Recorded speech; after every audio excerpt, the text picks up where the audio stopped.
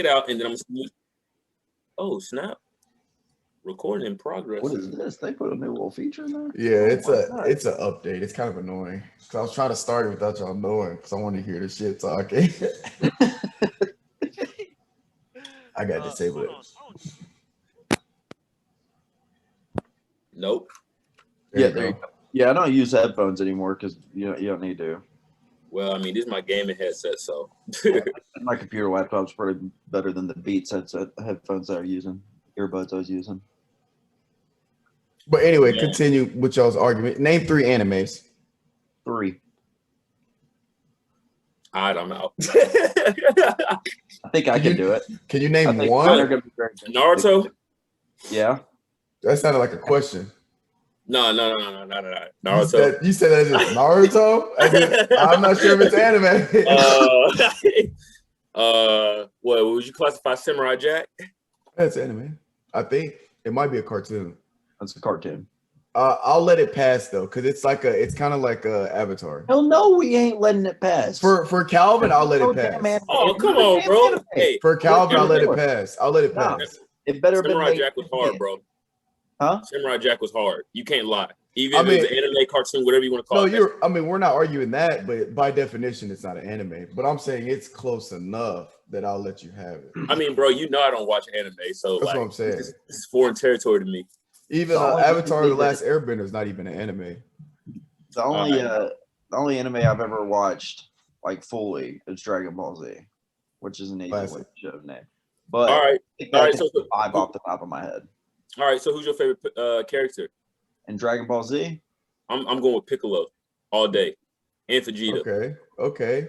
Vegeta is raw. He just always gets his ass kicked. He stays getting his ass kicked and bitching too. Mitch, you look like a Majin Buu type of dude. Nah, bro. I like Goku. Majin Buu, like if Majin Buu's your favorite character, like he was too insane for me. Like I liked his character, but Majin Buu was a psychopath. Now I gotta watch him again. I'm at the end of like 4 months ago. I was on him. I got to pretty much the end of the Frieza saga. I'm pretty sure after that, like androids start coming, right? It's like androids and Cell. And then when did and Majin Buu? It's Majin Buu, Super Buu, Kid Buu. There's 3 of them. Yes. Damn. Hey, when did Trunks start coming to the picture? There's different variations of Trunks. You got Future Trunks, you got Kid Trunks, you got who's that? Trunks. Yeah, I don't remember them. Oh, then you haven't got that far yet. Well, no, you haven't got that far yet because you're in the Frieza saga. I think as a kid I forgot. I think I stopped watching sometime during the Majin Buu stuff. Then you should. Well, I'm not gonna say anything because you're in the middle of watching. But Trunks is like my favorite Saiyan for sure, minus Broly. But that's just a different level. You gotta get to Super, bro. When you finish Dragon Ball Z, you gotta start watching Super. It's super good. It's fantastic. You ever gone back and watched Dragon Ball or Dragon Ball Z? Have not gone back to watch Dragon Ball. I rewatched Dragon Ball Z a while ago. Okay. I never remembered this. It's probably because I'm watching it with fresh eyes, and I don't think as a kid I sat down and watched them all in order. I think I watched them on, what was that? Toonami. Yeah, I used to watch them on Toonami. I used to watch them then. And so I probably picked up after, like, maybe midway through the Frieza saga is probably when I started watching them. Oh, so you missed a good chunk. And and I guess as a kid it probably wouldn't have annoyed me, but dude, Gohan is so goddamn annoying, and that being a kid, like Kid Gohan, just sitting there crying the whole time, bro. And like, I can't handle that shit, man. But you said you're Frieza. I was gonna say Teen Gohan though. I'm trying to remember, dude. I'm trying to wait on it. You'll get there, bro. Teen Gohan. That's like I'm not gonna say. I'm not gonna say. He be bitching and moaning too. No. Like savage. Like with Isn't he the one that beats Cell? Doesn't he do the Kamehameha and then, one hand? Yeah. And Cell beats the shit out of Frieza because somehow Frieza's still alive. No, they never fight. I thought Frieza shows up again somehow. He does. And it's bullshit that I can't accept that he's a he. I just can't. Oh I yeah, don't know why they gave it took him, me why they gave forever him to that figure voice. that out. Hold Why they on. gave Run him that. that voice. Hold on. Run that back. What'd you say? It's a he? I thought it's always Yeah. been a. Yeah, no, well, you don't remember what Freeze's voice The sounds like. voice actor's female. That voice actor is not female. I could have sworn it was a female. No, that's Gohan that has a female voice actor. One of them have a female voice actor that's an actual male character. I forget. No shit. Yeah, hang on.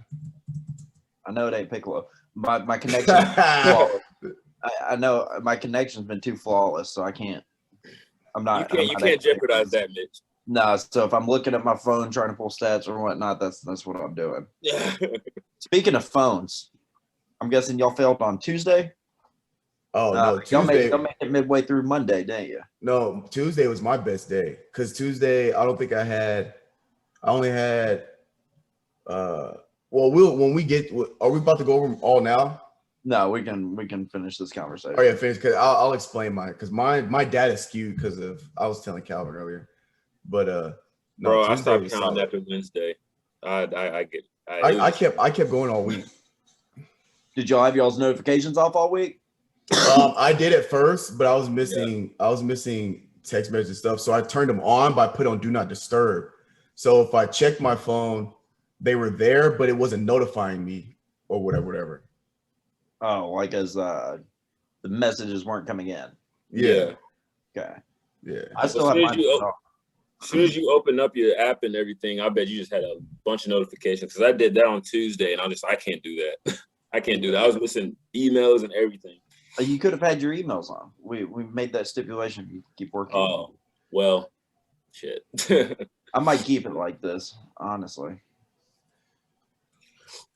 I will say one thing. It was refreshing not seeing your phone like with messages and everything like that until you actually went to the notifications and saw everything. So yeah.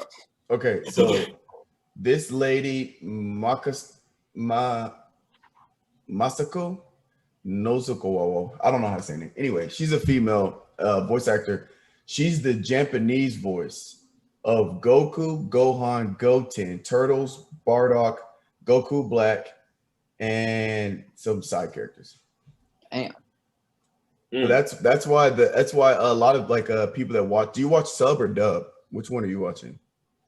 I've always been told by people like you and the hardcore anime fans that you should always watch sub unless it's like the 90s animes when they actually cared about voice acting. So I watch dub. Dub. Okay. Well, they actually Dragon Ball Z is one of those animes where, well, I don't really care. It's for me. I'll watch either or. Like I don't have a preference. But Dragon Ball Z is known for that one anime that hardcore people's like, yeah, the English dub's a little better. One, because it's an actual male voice actor. So his voice isn't such a high-pitched voice and it doesn't sound weird because Goku, if you ever listen to it in Japanese, it's a dummy high-pitched voice. But he's supposed to be really? like it's off-putting.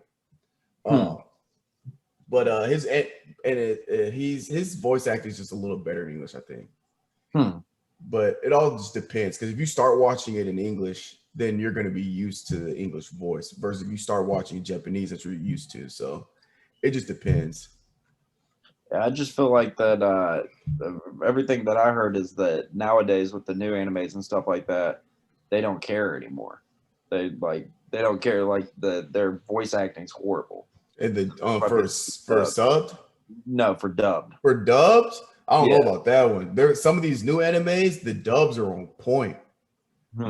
They're recycled though. I can tell you that. There's a lot of like if you start watching a bunch of animes, you'll be listening like that sounds like another character. Like the Piccolo guy that does voice acting for Piccolo, he's in hella animes.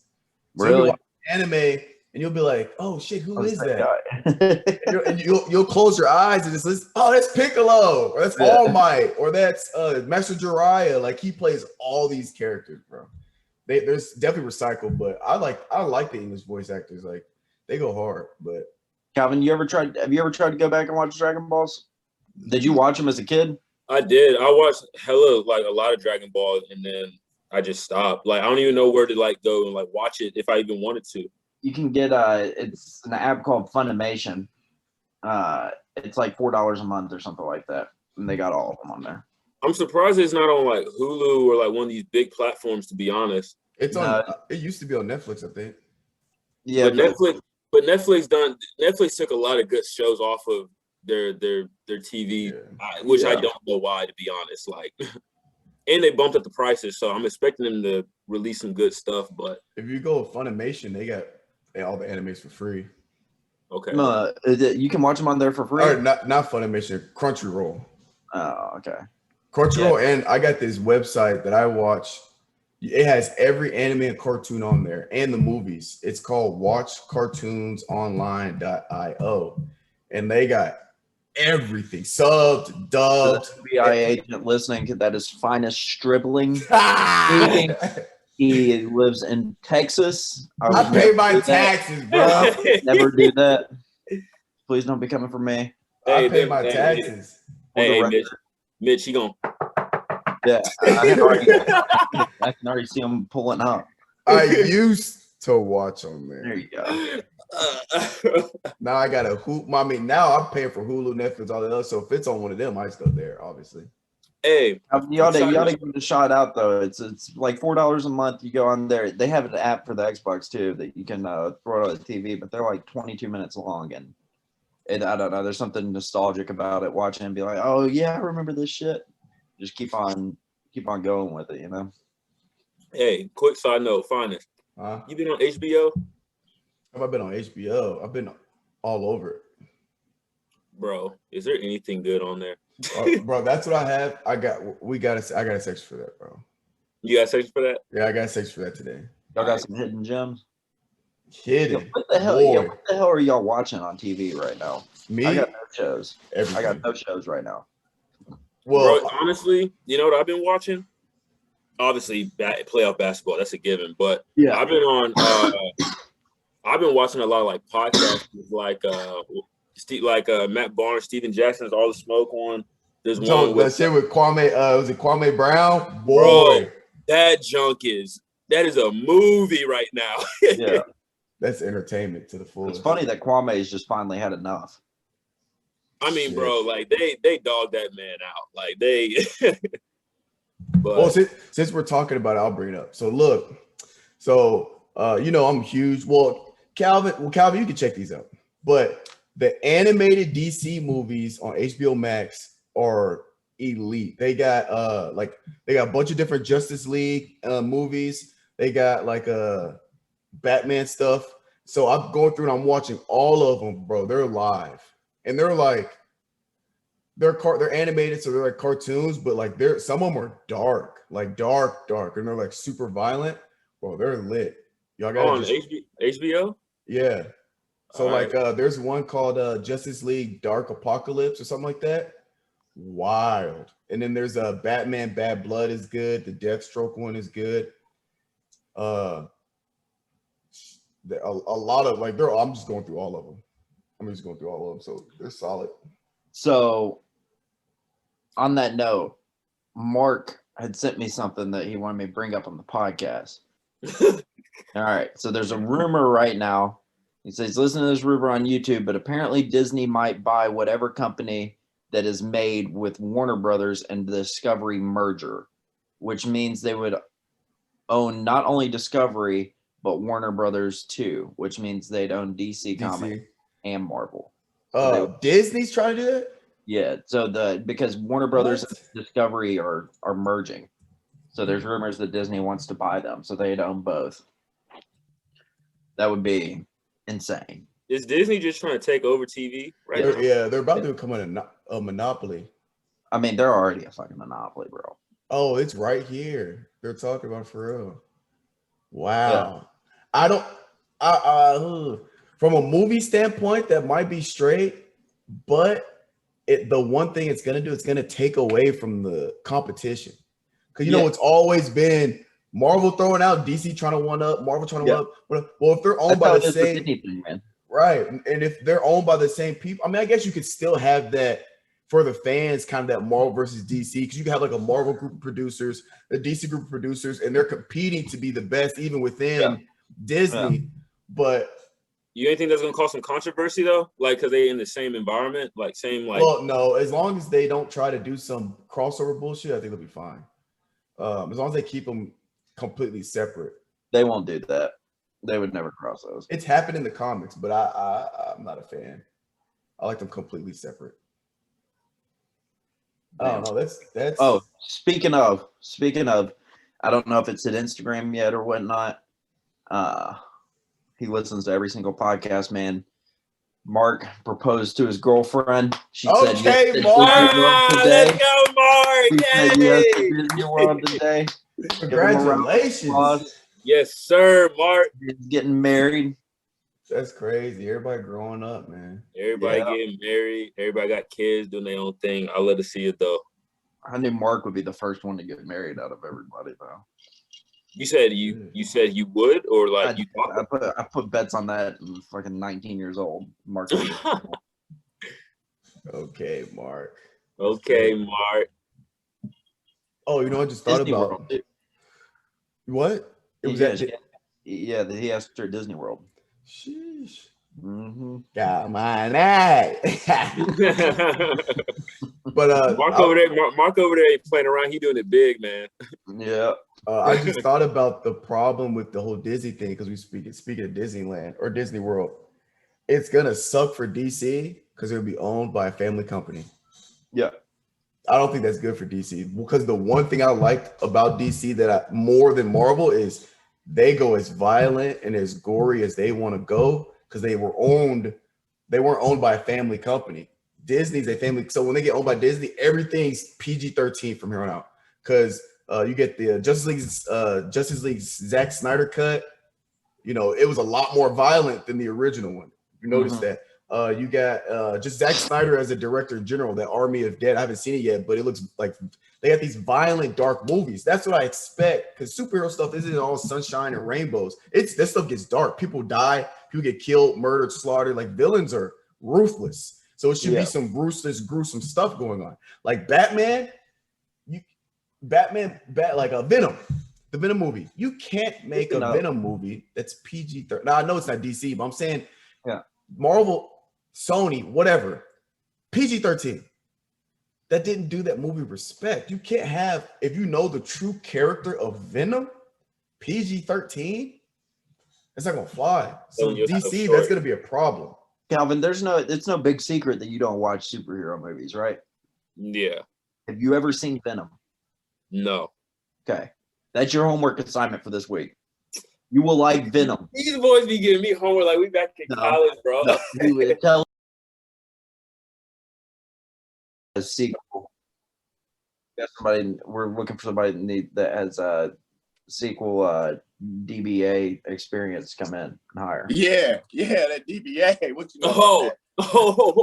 The data sequel database. Yes, sir. Talk to me. You got anybody? Hold up. Do I have anybody? Well, I mean, I'm not working applications. I'm working DWS now. I switched over. But I mean, you send me what they're looking for. I can, pass it along. We have 7 interviews lined up next week. Oh, well, you don't need my help. We just need somebody with sequel. Like I was saying, Cal, you gotta watch that movie, bro. It's one movie. All right. Have you even started the Marvel MC? First of all, ladies and gentlemen, my laptop crashed, so I'm on the phone. But Calvin, come on, man. Look, man, I be busy. You too busy watching one movie a week? Yeah. No, I'm playing. I've been bull. No, I ain't gonna stunt. I've been bullshitting. Yeah, you say that every time. You say that since episode 12. But listen, you weren't on episode 12, Mitch. So what? Calvin. You were on episode 12. Calvin, you would like Venom. I am telling you that movie just goes hard. Okay. It just goes hard. Why would I like Venom? Why would I like Venom? It just goes hard. There's no other way to say it other than it's just a hard movie. It does go hard. That shit's just crazy. You think my personality matches up with that type of shit? Absolutely. With Venom? Okay. Venom for sure. And Venom's funny as fuck. He didn't really, if I remember correctly, he really wasn't talking that much in the first movie, was he? You talking about Venom, the actual Venom? Yeah. I mean, I feel like in the second one, he's going to be talking. Well, he talked a little bit, especially towards the end, because he was talking to like Eddie Brock. Yeah. And then he was talking decent, kind of, yeah, he was talking decent enough. He's just it's a very dark character. He's an anti-hero. So he's kind of a hero, but he's really not. He's good. And it's funny. And it's just dark. You like it. All right. And it's Tom Hardy. And Tom Hardy's just a great actor. What is that? That's HBO, right? Everything's on HBO? Yeah, that's on HBO, ain't it? Finis? Venom? Yeah. I don't think so. Is it not on HBO? It's a Marvel character. It's a Warner Brothers made it though, right? I'm pretty sure Sony made it. Oh shit! I don't know where the fuck you're gonna find out. Yeah, I'm not sure. But you pissed off about your laptop right now, Finis? No, I'm just trying to make sure. Well, I'm not. I'm thinking about a bunch of shit though. Logistics. All right. It's time to get you a Mac, Finis. Who? Oh, I don't do Macs, bro. Like you don't like good computers? Is that why? No, I don't like the operating system. What you mean you don't like the operating system?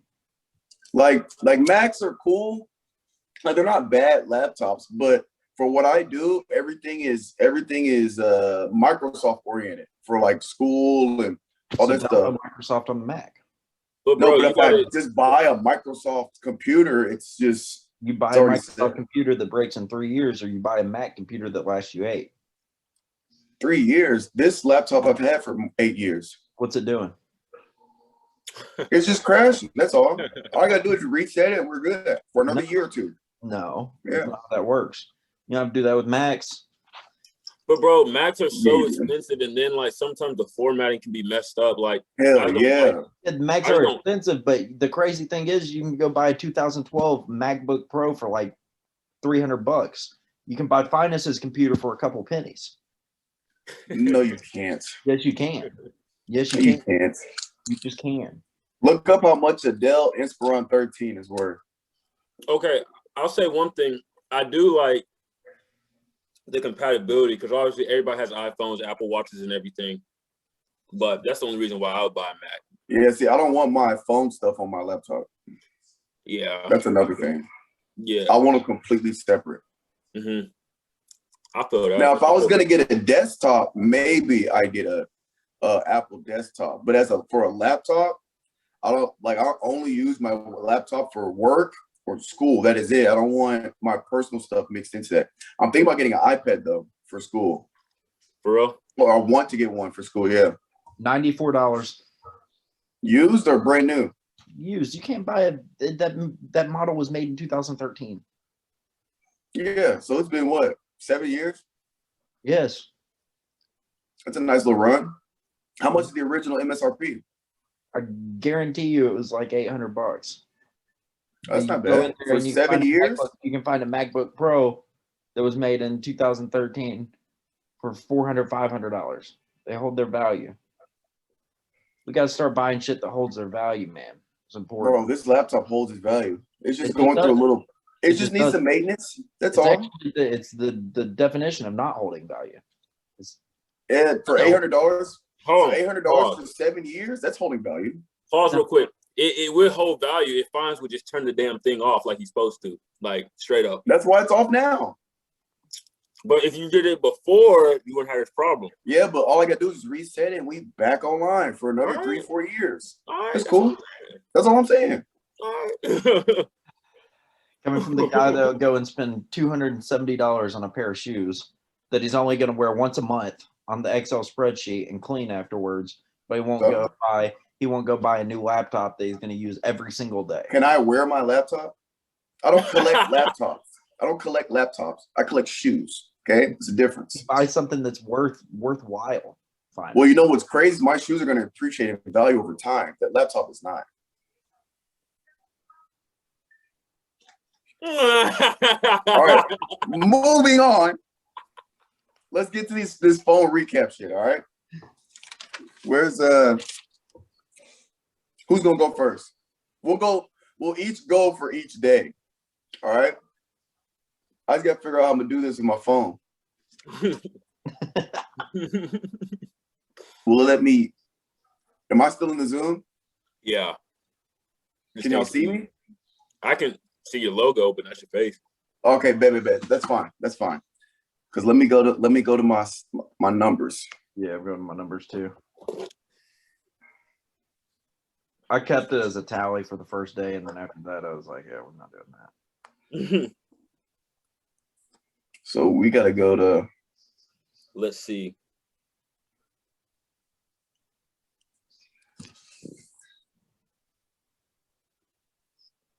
All right, I'm gonna let y'all boys go first. All right, Mitch, you go first. You go first for Monday. All right, wait. I'm trying to figure this out. All right, Monday, I picked up my phone 178 times. God damn, boy.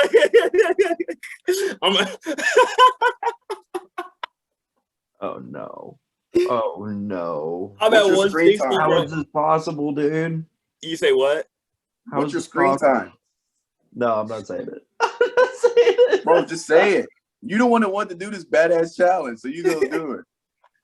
6 hours and 50 minutes. Oh, yeah, you tripping. What's your most used app? Instagram. Messages. Oh, okay. First used after pickup is I'd use messages. Screen time, most used app was social.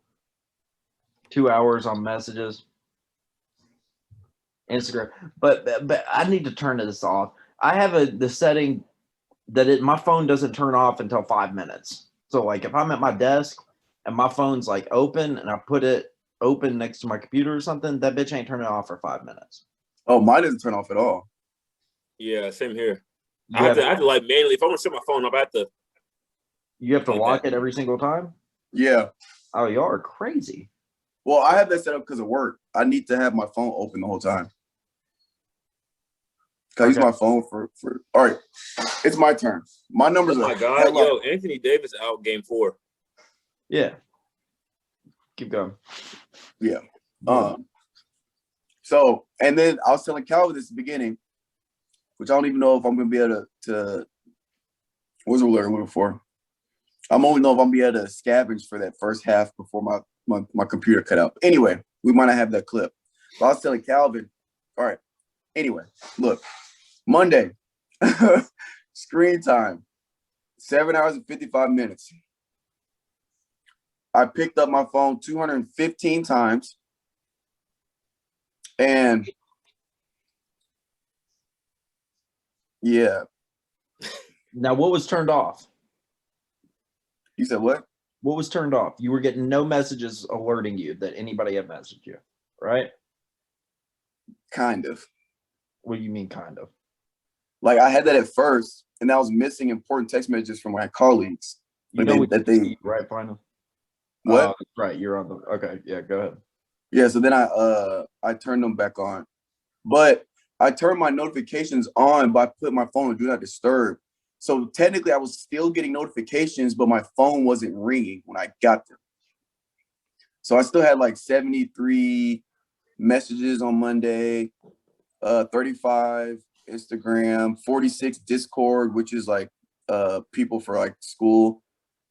My calendar stuff for like work appointments, Gmail, Ring, which is anytime somebody walks in front of my door, basically. But let me break down my screen time. I was telling Calvin that I have my phone open the whole time when I'm training clients. So I use my phone as the timer because they get like a certain amount of rest in between each set. So if we do something for time, I'm using my phone. And then I also Instagram because I post a lot and I do like a lot of interaction, but then I'm also scrolling. And then when I do my own workout, I have this app called Workout Maker that I put my workouts in, and then I go through my workout through this app and I log my weight and stuff. So I had 2 clients, it's 2 hours, and my workout was 2 hours. So I basically logged in 4 hours of screen time just from work and working out. So my screen time's hella high. Sheesh. That's what I have for Monday. So I picked up my phone 146 times. Nice. I was on my phone for about 4, we'll say 5 hours. Let's just round up, say 5 hours. So about an hour and 30 minutes was Twitter, 2 hours was Instagram, and then the other ones were just like 30 minutes and stuff like with like Spotify, and then what's it called, Snapchat too, and then obviously my emails too as well. So I'll say the majority of the time that was taken up was definitely through Instagram and Twitter. So no, we're gonna go. Not bad, but right. I thought I was gonna be. I thought my number was gonna be like atrocious. All right, we're on the Tuesday. Mitch, go ahead. Tuesday. Now keep in mind what I do Monday. 1 second. Monday my pickups were 178. Tuesday my pickups were 146. We dropped them motherfuckers. 8 hours of screen time now. That's because I played a little game of Risk on my phone before I went to bed that day. That shit's so fun. I spent 3 hours on messaging that day, which means that my phone was just sitting open next to my computer at work. That's why my messages were that much. And then I only spent on Instagram. I only spent 35 minutes on Instagram and 24 minutes on Snapchat. That's a good day. That's a good phone day right there. That is a solid day. Yeah, it is. All right. Now, all right. You gonna go, Finis? Yeah. Yeah, I go next. So screen time, 5 hours and 45 minutes. So basically 2 hours less. And one reason is because I don't have a client. Look, Mocha, watch out. Oh my God. I'm about to have a stroke. All right. I'm trying to hang on. I'm trying to change my venue. Hey, get out. Get out. All right. Mocha acting up. And so out of the 5 hours, 45 minutes, an hour and 40 was with my camera because I was recording a video for YouTube on my phone at the gym. And then like 30 minutes was Instagram. 18 minutes was Hulu. So like, yeah, outside of the videoing, the next highest was 30 minutes, which was a timer for a workout timer. Anyway, moving forward. Only 101 pickups on Tuesday. Okay. So, big drop. But that's also because I didn't have that session. I went to the gym Tuesday, so I wasn't on my phone while I was hooping, and then, nobody likes to text me on Tuesday. So I only had 17 text messages, 9 Instagram notifications. Or no, those were pickups, 17 pickups for messages and stuff. But yeah, big drop, only 101 pickups, 5 hours, 45 screen time. So we kind of upped it up by like 20 pickups. So I was around 163. 163, and then my screen time was about 6 hours. But that was for Tuesday, right? Yeah. Yeah, for Tuesday, yeah. So my screen time was 6 hours. Half of that was just music because we had that little what's it called, game all the way out in Donaldson, which Mitch didn't show up to. Dude, I told you I ain't driving to fucking Donaldson. Oh, y'all want to give me shit, man. I drive 45 minutes to work every day. Then why don't you stay out there then? I ain't gonna stay out there until 8. What? I'll come hang out with you, bro. The season over anyways, bro. We dubbed that last game. We didn't win, so it's all good. It's all good. But yeah, 6 hours of screen time. Half of that was just music. Obviously, me just driving in the car.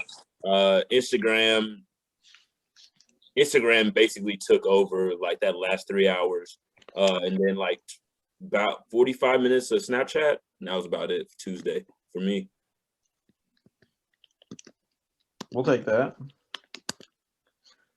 On to Wednesday for me, 123 pickups. So we dropped again. And there ain't no fucking way I spent 10 hours on my phone. There's no way. No way I spent 10 hours on my phone. Once again, 10 hours? Yeah, there's no way, dude. There is a way, bitch, because you No, know. I'm not staring at my phone screen for 10 hours of the day. There is no way. There's no way. Once again, my messages were open for 3.5 hours sitting next to my computer at work. That's what it was. And then, oh boy, I spent some time on Instagram that day. I spent 1 hour and 17 minutes on Instagram. Snapchat, I was only on it for 4 minutes. Yeah, so 123 pickups. We'll take that. Yeah, we'll take that. All right. For this Wednesday, right? I had 8 hours and 6 minutes of screen time. Majority of that was the workout app. 20 minutes on the Walmart app because I was trying to get my groceries together. And a good chunk was Instagram, my camera, and that's pretty much the big ones. I had 138 pickups, so still less than Monday. Oh, one thing I did do was Monday, I went about my day like normal. So I wasn't thinking about the challenge because I wanted to see Monday what I would normally scale it from there. Yeah, like what's my standard on a regular day? So I just, picked up my phone like I normally do and check it every so whatever. So Tuesday to today, I was actually focusing on not picking it up all the time. So my standard was 215. So even though we're a little higher than yesterday, we're still 138.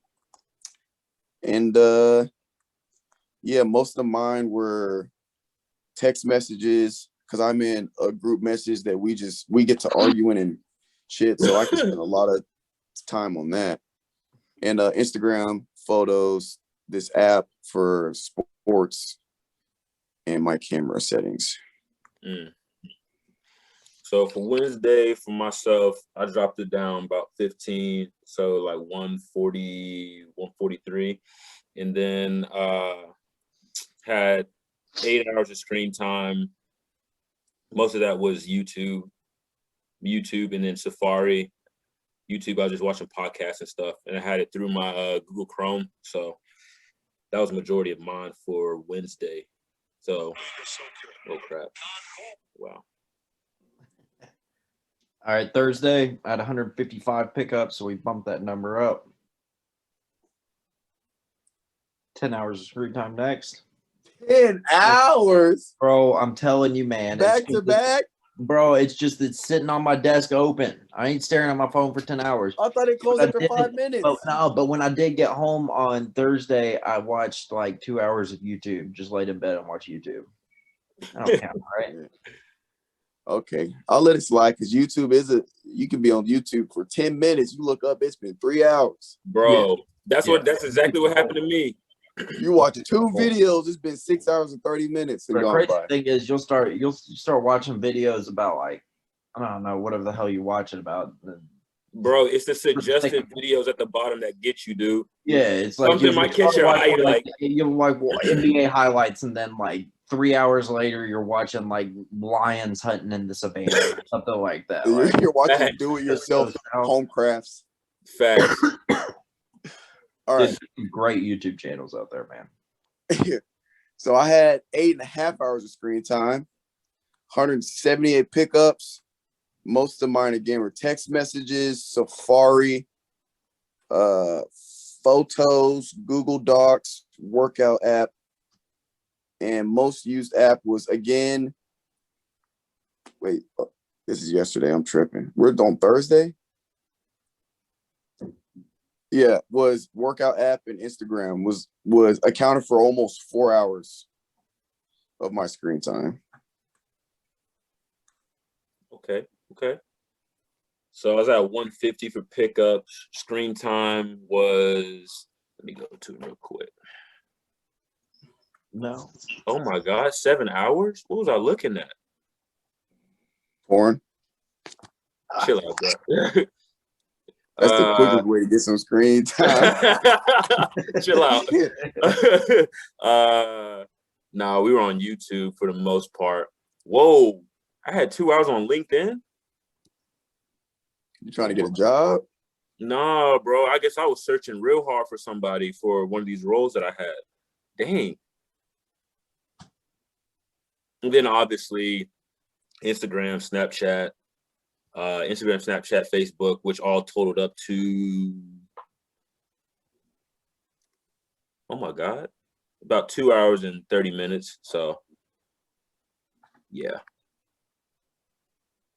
We going Friday? Yep. Friday was 104 pickups. 8 hours of screen time. With YouTube being the dominant, unfortunately. 6 hours on YouTube that day. Well, I kind of was bullshitting on Friday. Well, Friday I didn't have shit, so I was on my phone because everything got canceled for me on Friday.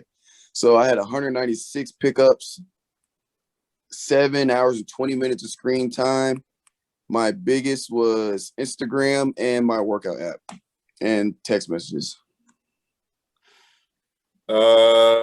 Well, we got out early on Friday, so my pickups was 120, and then my screen time was about 8.5 hours, because I went straight home, so I just started watching YouTube. So YouTube took up most of my screen time, and then what else? American Eagle took up 1 hour and 30 minutes, surprisingly. American Eagle. American Eagle. Be looking at jeans, bro. Bro, stop. Do not get your jeans from American Eagle. Where else am I going to get my jeans from? I'd rather you get jeans from Levi or DuluthTrading.com than for you to get American Eagle jeans. Hey, bro, they're the only jeans that fit me, bro. There's no other place that I can find. No. American Eagle, they're not a special jean company. So if you can fit American Eagle, there's other companies out there that you bro, can fit. No, like you ain't catching what I'm saying, bro. Like, oh, I'm catching what you're saying, but I'm throwing it back at you and you dropped it. No. Actually, anyway, I was looking more for khakis and jeans, actually, because I got. All right. Okay. That I get. I'll give you that one. No, but for real, Levi's? That shit expensive, bro. Them jeans are like $50 a pop, bro. Come on now. You better take your ass to Walmart or Target. Bro, they ain't got my size. Bro, I bet you we wear the same pair, same size jeans. No, bro. No. What do you wear? 34, 36. I wear 36. Yes, I do. Do you know how long my legs are, bro? No, I said I wear 36. So what we talking about? You don't wear no 36, bro. You do not wear 36, Finis. No, no. I don't believe that one bit. I do not believe that one bit, bro. There's no way. There's no way. Oh God, Calvin, I'm almost 210 pounds, bro. I'm not little, so I gotta wear 36. Are you talking about this? Are you talking about the length is 36 or the waist is 36? I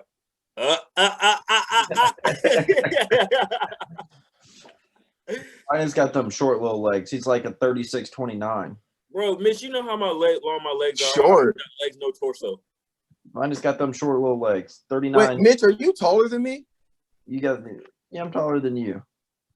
You're taller than 6 feet? I eat an apple off your head. Mitch, how tall are you? You talking shit now. I'm taller than you. You're 6'1". You trying to show us your 36-29 jeans? So what numbers that say? What numbers that say? 19. 1999.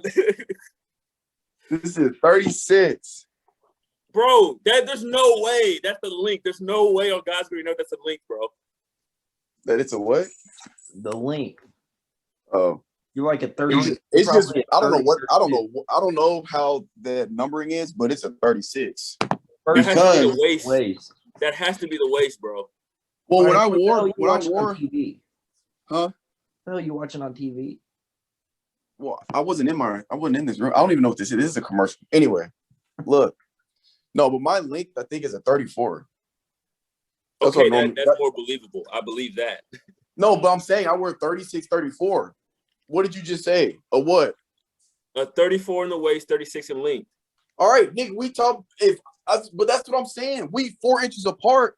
I'm literally one size below you. So what are we talking about, bro? That's not the same thing. I know, but I'm saying I don't even remember what the original argument was. You didn't. Oh, you're bullshitting. How am I bullshitting? I called you out. No, you didn't call me out. No. No, you were saying you were 34 waist, 36 length. I'm saying that is not a giant pair of jeans, is what I'm saying. That's not like a size 18 shoe where you gotta go get your shit custom made. It's not. That's a normal size you can find in stores, is what I'm saying. 34, 36, like you cannot find that in stores. You cannot find that in stores. I know that for a fucking fact. Calvin, what stores are you going to? Every store that's in the mall, bro. Like, no, you're capping. What stores are you going to? What stores are you going to say I'm capping? Mitch, how you gonna sit up here and say, "Oh yeah, you're sure you're size"? Because Calvin, I've been to stores to get jeans, and I've seen 34 waist, 36 length. Bro, I'll call up a store right now, and be like, "Hey, y'all got 34, 36." They'd be like, "No, we don't have those. Go online." Oh, maybe if you're going to like Aeropostale or Oshkosh B'gosh, like what stores are you going to, Calvin? Bro, they don't sell that in stores, bro. You're going to Gap Youth? No. The fact that he's trying to tell me about my size that's in stores when I literally go into stores and ask them if they have and they say that they don't. No, I understand that. Here's one problem. One, you're asking, you should just go look for yourself. That's problem one. Two, what are you talking about? Wait. Like I said, your problem is instead of asking, a lot of those fuckers don't know what they got. They'll just be like, "Oh, I don't think so," or what. You should go look for yourself first. That's problem number one. I do go look and then I ask. Wait, and I'm not talking about going to Gap Youth, okay? Because I know for a fact Gap Youth. I'm saying those are the type of stores you're going to, because I have literally been in a store looking for my size, and I have seen a 34, 36. So I know American Eagle is not the only store that sells. What store is this, Finis? Please tell me. H&M. The H&M's one. I'm not going to fucking H&M. Look, I just said that's one. That's just one name. Because they don't have my size on a regular basis, bro. Why would I go to a store that only has my size only on certain things, bro? That makes no sense. That's why I really just sit at home and order. Come on, fam. You're not beating me in this game right now. You're not beating me in this argument. You're not. Calvin, here's the other thing. You're talking about going to a store to have your size on a regular basis. If you go online to any store, you could probably find the size you want. Yes, because it's ordered through online. That's the point I'm making. Don't then go anywhere but American Eagle. Hell, you go to Macy's and they'll get you a 34, 36. They don't have it, bro. I'm telling you. You. No. Macy's has it. The specific Macy's you go to might not have it, but Macy's has it. TJ Maxx has it. Bro, Finis has no idea. He has no idea if they have it or not. No, they don't. Like, that's what I'm saying. Go into shop. The Macy's in Cold Springs might not have it. No, hold on. I'm gonna shut it down right now. How are you gonna tell me about you wear a different size than I do? So how are you gonna tell me that a store has that size? Because I've seen your size in the store. No, you haven't. No, you haven't. I have. No, you haven't. No, Mitch, you've never seen a 34, 36. No, because I'm only looking for 34, 32 because that's my size. Thank you. That's what I'm trying to say, bro. So when you're looking for t-shirts and you're looking for a large, you never see mediums or small. I do, but I know that's not my size. You do have a size. That's not my size, though. I'm not looking at it. That's crazy. Finis. No, what's crazy? You're tripping right now, Finis. No, you're tripping, bro. Why am I going to go to a You hear him? Look at these clowns. You made no sense, bro. Why would I be in the smaller section when I know damn well I can't wear that? That makes no sense to me. That's wild, bro. It just sounds like you're not aware of your surroundings. That's all. That's like me going into the Gucci store knowing damn well I can't buy no Gucci shit. No, it's not the same. Because when you're looking, no, it's not the same. You don't want to know the difference? Is because when you're looking at a pair of jeans, there isn't one jean in a store. When you're looking at jeans, there's a rack of jeans. And you have to literally go through them jeans and you look at each size as you go through. Oh, this is not my size. Oh, this is not my size. So you see the other size. You see the 32s. 3 minutes after you walk out that store. It's just gone. You don't know what you looked at because you found what you were looking for. Well, that sounds like a personal problem. I can't help out with that. Not a personal problem. That's a human condition. I don't. Well, it's too bad. I don't claim to be. You know human, what? So I'm in this conversation. I'm in this conversation right now. The reason why I am not going to stores and buy and look for stuff because majority of the time they will not have my size. So I'm not going to drive all the way 20 minutes to Cool Springs just to have my time wasted where I can just get on my little phone and look up whatever store I choose to go to, wherever, and see if they had the size. No, that's what I'm saying. But just don't go to American Eagle. Don't get American Eagle jeans. That's all I'm saying. You can do that. Well, but my thing is like they fit me comfortably. Levi's don't fit. He said don't buy American Eagle jeans, but he bought a pair of jeans that were $19.99. I just said nothing about the price. Said nothing about the price. What's your good quality jeans then? What is your? I know very good quality jeans. What is your Just like Calvin said, these H&M jeans, they fit me comfortably. That's why I buy American Eagle, because they fit me comfortably. Hey, you want to rock American Eagle? You act like there's a huge. I'm not paying $50 for some Levi's, bro. Some Levi's that look baggy on me, dog. I'm not doing that. They don't fit me correctly. Sorry. Hey, that's your drip that's in effect. Go ahead. Go ahead. I'm not going to wear them dad jeans. Bro, look, when you get your American Eagle jeans, I'm gonna buy you an Ed Hardy t-shirt. We're no fucking Ed Hardy, bro. With the bedazzled print and everything. I'm gonna buy you the Mom True Religion jeans with the bedazzled butt pockets. You know why? Because Finis never bought a pair of American Eagle jeans. You don't know that quality, Calvin. I don't want. I've tried. Look, you don't know that quality. I've tried. You ain't never tried on some no goddamn American Eagle jeans down there. I've tried. No, you haven't. I've tried American Eagle jeans. Don't like them. No, not gonna wear them. No, you haven't. Yes, I have. You haven't tried on American. I have tried on American. You think he tried on American Eagle jeans? You said what? I said, Calvin, do you think he's tried on American Eagle jeans? I don't care if he's tried or not, because obviously he hasn't, because he dissing it. So yeah, he tried. Or he legitimately has tried them on and he does not like them. There's no gray area. That's it. That's all. I just do not like them. They're not my cup of tea. Okay, that's the same thing with H&M. It's not my cup of tea because they can't have my. Nah, H&M's everybody's cup of tea. Nah, bro, you speaking on your behalf, my friend. IB Talks brought to you by H&M. Fuck American Eagle. All right, man. We just got on a random ass discussion. Can we go to something else, bro? I got my blood. All right, look, what time is it? 7. All right, are we just gonna move on, or are we gonna do Saturday? No, we're gonna move on. All right. I didn't even do Saturday. I ain't gonna stunt to you.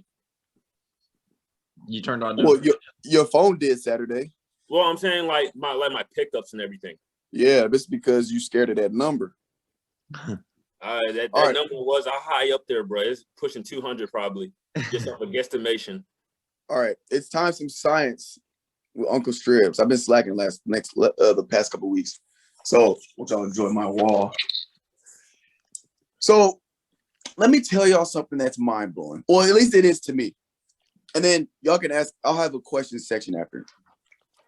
So the Earth rotates, right? We all know that it's spinning. That's how we have our days and nights, because it spins. And the daytime is when we're facing the sun, and nighttime is when we're away from the sun, right?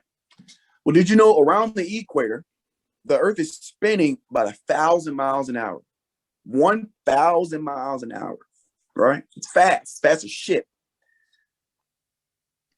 And because of Newton's, I don't know, I think it's first or second, one of those laws, objects in motion tend to stay in motion. So imagine if the Earth were to stop spinning right now, just suddenly, like let somebody like Earth spin, somebody just went like that and stopped it from spinning, it would eradicate the entire human life and existence on this earth in a fraction of a second. You wanna know why? Because we stop, but that wind that's moving 1,000 miles an hour with the spin, it don't want to stop. So what is it gonna do? It's gonna continue to move at 1,000 miles an hour. Now y'all been in, we had 80-mile-an-hour wind the other day. Y'all, I'm sure y'all have experienced like super high wind. Imagine 100-mile-an-hour wind, trees bending, signs flopping everywhere. People can't even stand up straight. Now multiply that by 100. It's 1,000 miles an hour. It would, you could argue theoretically that it would erode the entire crust, the first layer of the earth, away, gone. That's how devastating it would be if the earth were to suddenly stop spinning. Thank you for my TED Talk. Thank you for coming to my TED Talk. Any questions? Where's the wind coming from again? Say that again. You said what? Where's the wind coming from? If the earth spinning. Stop spinning? So the earth's spinning right now, even though we don't feel the wind, like let's say the wind's not moving, we don't feel any like wind moving. The wind's still moving with the earth 1,000 miles. Like we are moving 1,000. If we were at the equator, we'd be moving 1,000 miles an hour. But because we're on it, we're in 1,000 miles an hour or 1,000 miles a second? 1,000 miles an hour in pH. 1,000 miles a second, that's fast as shit now. Hold up, wait a minute now. Wait, the earth isn't moving more than 1,000 miles per second? I thought we were zooming. Well, it might be moving in outer space 1,000 miles a second. Yeah, that's what I'm talking spinning. About. Okay, it's spinning that fast. Okay, I got it. It's spinning that fast. Okay. That's how fast it's spinning. So everything, these buildings and all this stuff, that's how fast we're moving, sitting, even though we're sitting still right now, we are moving wherever we are on the earth. That's how fast on average. That's around the equator. Now, obviously, if you go to the poles, it's a little slower because of the radius is smaller, but we'll just say 1,000 to make it simpler. But that's how fast we're moving because we're moving. That's like when you're flying an airplane and the airplane's cruising, you don't feel like you're going when it's in cruise control. Obviously, not when it's accelerating. When you're in cruise control, you don't feel like you're going 300, 350, 400 miles an hour. You just feel like you're just sitting there. Mm-hmm. But if the plane were to come to a complete stop right now, right like that, you die instantaneously. Because you'd go from, you would just die instantly. Because you'd either fling out the front or you hit something in front of you going 350 miles an hour, yada, yada, yada. Same concept on Earth. Buildings just gone, leveled. If you're outside, you just fly off into the distance 1,000 miles an hour.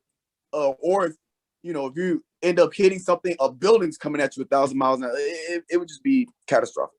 It end all life on Earth. Pretty crazy. I'm gonna ask a dumb question here. This is gonna be a stupid question. Go ahead and answer it. Is there no dumb question? No, it's gonna be a dumb question. So let's say I was in the house and it stopped. You're saying the house would go flying, right? Right?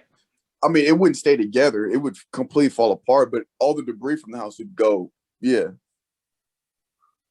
Yeah, I'm not gonna ask a question. No, what is it? No, we move on to the next one. We're good. Go ahead and answer it, bitch. Go ahead and answer it, bitch. Well, I was thinking that if the house was gonna go, I'd go with the house, right? So I'd be kind of speed would all be relative, right? Well, let's say the like I wouldn't feel much. Well, I just know that I was moving really fast. Well, here's the thing, because you have an exchange of kinetic energy. So let's say the house stayed together, right? For the sake of the question. And Earth stopped and the house wanted to keep moving. So it would keep moving. Now, the problem is the house is planted in the ground. So there would be a jerking sensation of that speed because it's planted in the ground. So yeah, it would continue to move, but you feel like, oh shit, because it would have to leave the ground. There's that exchange of kinetic energy from the ground to the house. So then it would continue. And then the problem is acceleration. So let's say it gets in the air and it eventually hits a cruising speed and it's just flying through the air. Then yeah, you wouldn't feel shit until it hit something. or until some external interaction happens with something else, you would feel anything. Assuming you survive that initial jerking, because that's going to be 1,000. It's going to want to continue to move 1,000 miles an hour. The ground that it's implanted in has stopped. So you're talking about 0 miles an hour, 1,000 miles an hour. That's 1,000 miles an hour velocity difference. You're going to feel that. It's going to kill you instantaneously. But if you were to survive it, yes, like you're saying, once you reach that free fall, you would feel anything. You'd actually probably float. If it got to free fall, it would just depend on a lot of factors. But yeah. Interesting.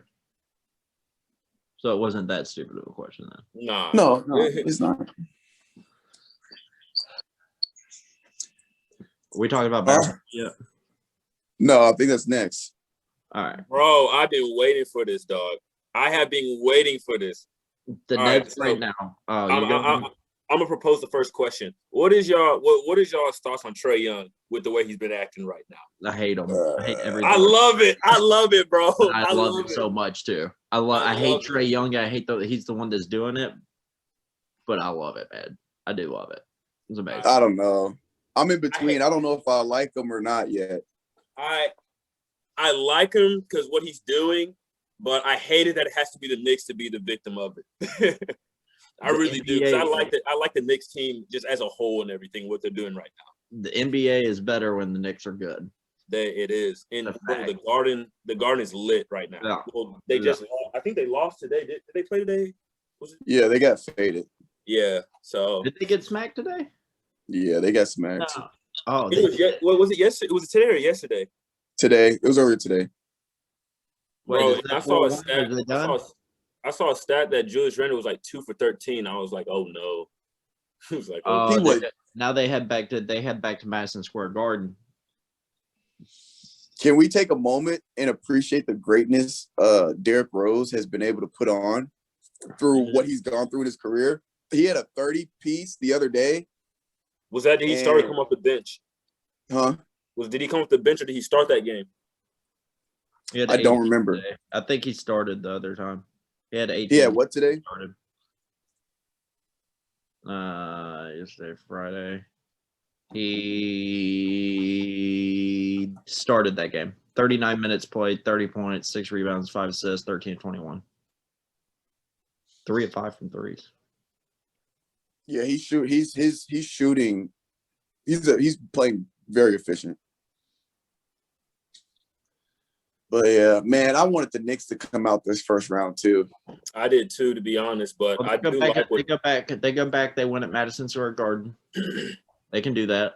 You got to go win one in Atlanta, and then game 7's a toss up. That's how you got to look at it. You got to win this next one. You keep your home court. Win at Madison Square Garden.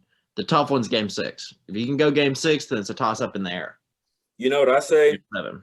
To control Trae Young, I really believe you got to put what's his name, Elfrid Payton. Trae really isn't doing that. He's not having that big of games unless he fucking snapped today. He had 27 today, I think. Yeah, but like he's going out there and dropping 40 pieces on him. I mean, I know that, but it's just like, dude, like as soon as he passes half court, like as the like series and everything, as they get to like game like 5, 6, and all that and stuff, like as soon as he passes half court, bro, like that, he has a green light. Like he can pull it from anywhere. And as the series goes on and as the games get closer, bro, he's gonna have to start shooting those shots. Yeah, but his 3-point percentage is over the years dropped. He's not as good as 3-point shooter as he used to be. I think he's shooting like 33% over the year. But I mean, yeah, you're going for stats, bro. But like, he can turn it on at any time, bro. It's do or die time right now. I don't think that he's that elite that he can do that. I don't think that he's that elite. In game time situations, you don't think he can turn the switch on? I don't think that he's that elite, man. I just don't. I think that he is a good NBA point guard. He is a good NBA point guard. I don't know. Not a great to phenomenal. He got some levels. He might be great. He might be lower echelon great. No. What? No. Stop it, Finis. Stop it. Shit, I don't know. I've been watching these games. I'm like, God damn. I think this might be the first time that he's ever going to get out of the first round. Let's calm down. Let's calm down before we start calling. Well, we don't know that. You don't know who they're going to pick up in the future. What do you mean? What? What are you talking about? I'm saying right now he has not made it out of the. Somebody. No, wait. What? I am pretty sure he's never made it out of the first round of the playoffs. He has. I thought you said he never will. No. I'm not saying that, but we can't call him great until he wins a fucking playoff series. Good Lord. Let him win a playoff series first, Finis. Well, then we start saying great. Now you're talking apples and oranges because shit, I think you could be a. He was 4-14 shooting threes today. 4-14. Yeah, but I'm talking about the individual player, not necessarily the team. 9 of 21 field goals, which means that 7. He only took 7 shots that weren't a 3. And of those 7, he made 5. What the hell is he doing? See, that's tendencies, bro. It's like the coach staff knowing his tendencies now. So yeah. 14 3-pointers. Where's his man? Do I risk it? Do I risk it and get off my phone and look this up on my computer? I want to tell y'all his. No, don't risk it. You've had seamless connection. He's shooting like 34% over the course of the year. He's not. You talking about field goal or 3-point? 3-pointers. I don't know what the hell is. 34 is not bad. It's not bad. It's something. I mean, for an elite shooter that he's supposed to be, it ain't good. Oh no, I wouldn't say he's an elite shooter. That's what he's patented as. Who? Trey. Who says that? Everybody. Well, you don't have to be a phenomenal 3-point shooter to be an elite shooter, because a 3-point shot's not the only shot in the game. Okay. Because he has I think he has a pretty solid mid-range jumper, and then you talk about his ability to finish at the rim. I mean, which I don't. When you talk about shooting, layups, and dunks, I don't necessarily consider that true shooting because it's not an actual shot, if you see what I'm saying. But if you got a nice mid-range, you can be an elite shooter, but just have an elite mid-range game, and your 3-pointer is just, if you're making 33%. That's what he's patented as, is that he's a 3-point sniper. That is what his game's supposed to be. He walks across half court, and he's pulling 40-footers. Like he's the second coming of Steph Curry. Well, he has done it before. But yeah, I disagree with elite 3-point shooter. I think he makes them when he needs to. He makes them when he needs to, but all head to toe, I would say he's an elite 3-point shooter. There 11 of them today that he did not make. I'm sorry, 10 of them today that he did not make. He, over the course of his career, his field goal percentage, he started in 2018. His field goal percentage has been 41%, 43%, and 43%. 3-point percentage has been 32%, 36%, and 34%. He's never broke 40. Let's not call him. We're not calling him elite. We're not calling him great. He will say he's just a good point guard. Yeah. He ain't nothing special. But he got no Ja Morant. How about that? Ja Morant doesn't shoot 3 that well either. I'm not talking about. I'm just saying he don't play the position as well as Ja Morant. Well, that's debatable. But yeah, I agree with you. But he's got potential. He's doing this. He's young though. He's got great potential. Even though I don't even know if I like him in terms of like. So you guys know I got my jersey collection. I'm trying to get a jersey from each team, and I only have like 4 teams I don't have a jersey for, and I need an Atlanta Hawks jersey. And I was like, do I want it? Huh? Dominique Wilkins. Yeah. Oh, I don't know. I don't know yet. But anyway, I was like, jersey. I thought about a Josh Smith jersey. That's probably what I go with. Because I was like, I want to get a. Since you're a little shorter, go with Spud Webb. I was actually thinking about getting a Spud Webb one. Hey, Finis. What? What is this tomfoolery? Tomfoolery. You want it? Because I give it to you right now. Okay. I give it to you right now. I'll give it to you right now, boy. Go ahead, now. That shit's hard, Calvin. Yeah, I got it. Yeah, I like that one. I'm gonna give me a Spud Webb one. But I was thinking because I don't want. My thing is not only do I want a jersey from each team, but I want a player that I actually like. You know what I'm saying? So I don't just want any random jersey. I want a player that I was like, I was a fan. or either I like or a fan. Because there's a difference. To me, there's a difference between liking a player and being a fan. You know, there's a huge difference for me. So I was like, do I want a Trae Young jersey? I'm not a fan. At least not yet. Atlanta Hawks jersey. That's gonna be hard to come by though, bro. That'd be hard to find. You know, I got connects with jerseys. I thought about getting a not Tyronn Lou Williams one. I was like, I'm a fan. Lou Williams is a decent player, but I was like, I can't get a Trae Young one yet because I don't know if I like him or not. Because I respect his game because he's they got potential, but like me, I don't like all that hoo rah rah bullshit when it comes to playing. So I'm like, How much y'all buying y'all's jerseys for? Well, I can't disclose that information. In Chattanooga, how much you buying your jerseys for? In Chattanooga, in Chattanooga, they used to have those little pop-up stands and stuff. Yeah. Like the stitch jerseys, and they'll go for like hella cheap, like 25, 35, somewhere in that range. Yeah, I'm paying about 35 if I want a jersey. Now, I really would like to get a Yankees pinstripe jersey. I think that'd be sick. A Jeter jersey. Bro, you know what I would want? I'm trying to find a Charles Barkley Suns jersey. Ooh, I can't find that anywhere. I've been trying to find that for so long, dude. And it's like I'm trying to find like the black one, like the throwback one, like a throwback one. You got to get the classic purple and purple with their logo. Oh, for real? Oh, I have that one for Steve Nash. That's the one I have. Yo, Finis, if you get a Hawks jersey, this might be hard to find, but if you can find a Josh Smith one, do you know who Josh Smith is? Of course I know who Josh Smith is. But yeah. If you can find a Josh Smith one, bro, I feel like that would be the most elite Hawks jersey you can find because, like, he was running that city for, like, a minute, bro. Oh, yeah. That team was just raw athletes. When they had Joe Johnson and everything, too. Yeah. You can find the Josh Smith or Joe Johnson one, Jamal Crawford one. Like, those I say those are top 3 ones. Like, if you can find one of those, like, I feel like you'd be golden. Cool. I need a Washington Wizards, but I'm obviously gonna get a Bradley Beal one. Or Gilbert Arenas. No. Come on, bro. Agent Zero. Come on, man. What's wrong with Gilbert? No, there's nothing wrong with Gilbert, but like I said, like I'm not really a fan. Like he's cool, but I'm not a Gilbert Arenas fan. So, but I'm a Bradley Beal fan. I might end up getting a Westbrook Wizards ones too, just because. Nah, get Garrison Matthews. Rep the 6.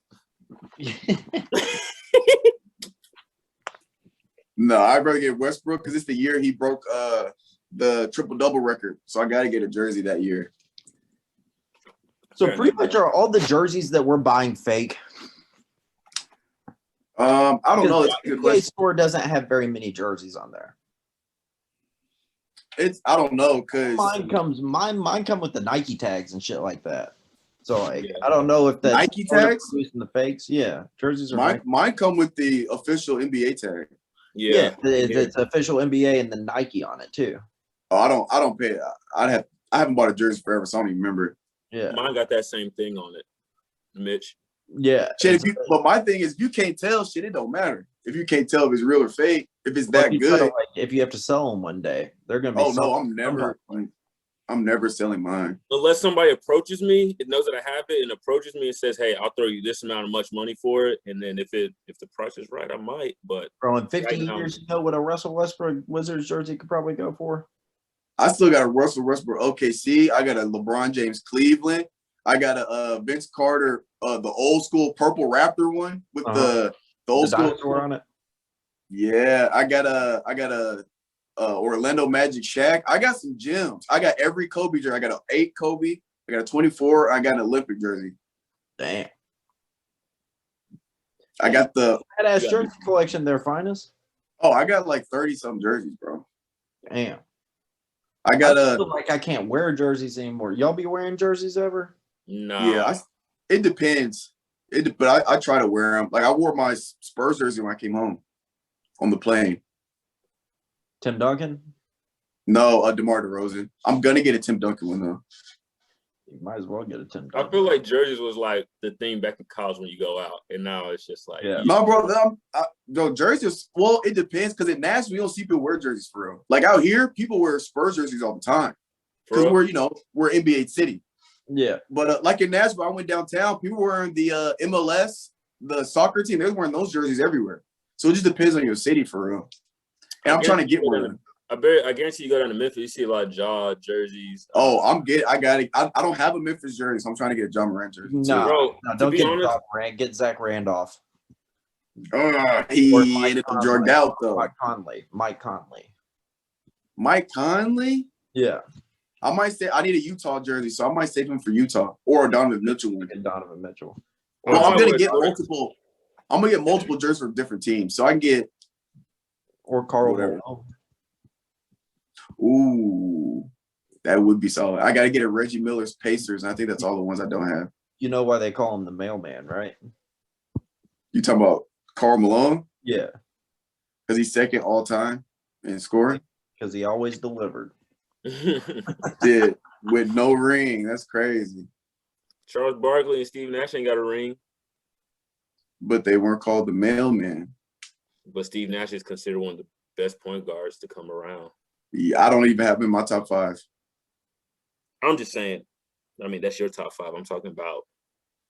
He top 10 though. He's solid. But I looked at his stats because I got an argument because I was trying to ask. I was asking dudes if Westbrook's top 5, and everybody in my group message had Westbrook in their top 5 except for one guy. He had Nash above Westbrook, and I was like, I kind of respect it, but I looked at his stats. He only averaged 14 points a game for his career. Now I get he's a true point guard. He also played different style. What? Westbrook ain't top 5. Anyway, he only averaged 14 points a game. His PER player efficiency rating was lower than Westbrook, so he's less efficient as an overall player from head to toe. So I was like, I ain't got Steve Nash in my top 5. He's top 10 though. But I'm a big fan though. I'm a huge because I got his jersey, so I'm for sure a fan. But I don't have him top 5. Yeah, Westbrook isn't close to being in the top 5 there, Finis. Yeah, he's top 5. He's just not. He is. I mean, dude, it's just hard because like the pace of the game has changed so much over the years, bro. It's quit scoring. Like people, it is hard to compare for sure. I mean, dude, like you look back at like the Steve Nash like era and the era before that, they actually like run the shot clock, bro, like all the way down. Oh to, like, yeah. Seconds. Now it's just like you get past half court, set a few screens or whatever. Somebody gets a first good look, they find it and let it go. Yeah, they letting it fly. So I mean, it's kind of hard to kind of pinpoint that, and plus like. They're two different play style point guards. Completely different. That's the hardest part of that comparison. Completely, and you got to think about it. The body style too. Russell Westbrook is he's big dude. Steve Nash is not the most strongest point guard and everything like that. Like getting to the rim and everything like that. So it's hard to compare them to. So Steve Nash's floor vision was just insane, though. Bro, dummy. Everything. But that comes from him playing soccer and stuff. So yeah, he sees lanes real well, and then his handles too were incredible. He had people like Kyrie and who else has really good handles? It's Kyrie and Jamal Crawford. Like Kyrie and Steph came in, like he was considered to have the best handles of all time. And the reason why I credit Steve Nash to making Kevin Durant. Yeah, did you notice when Kevin Durant was with, obviously he played for a great team for the Golden State Warriors after coming from OKC, but didn't y'all see that first year, like compare his last year OKC to his first year with the Warriors? There's a huge difference. And I say that's all because Steve Nash. Because he was a player development coach, right? Did y'all know that at all? Yeah. I mean, dude, like, okay, since y'all know that, I mean, that if you really look at the film and everything, like from how he played, how he handled the ball and everything, got to his spots, I solely think Steve Nash was a big part of that for him. Or it's because he changed his play style off the injury. Yeah, that's true too. That's so true.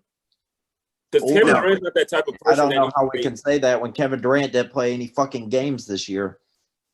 Just didn't. I mean, bro, that's a different topic. That's a different story. I know. But all right, let me throw all this stat. Let me throw y'all this stat that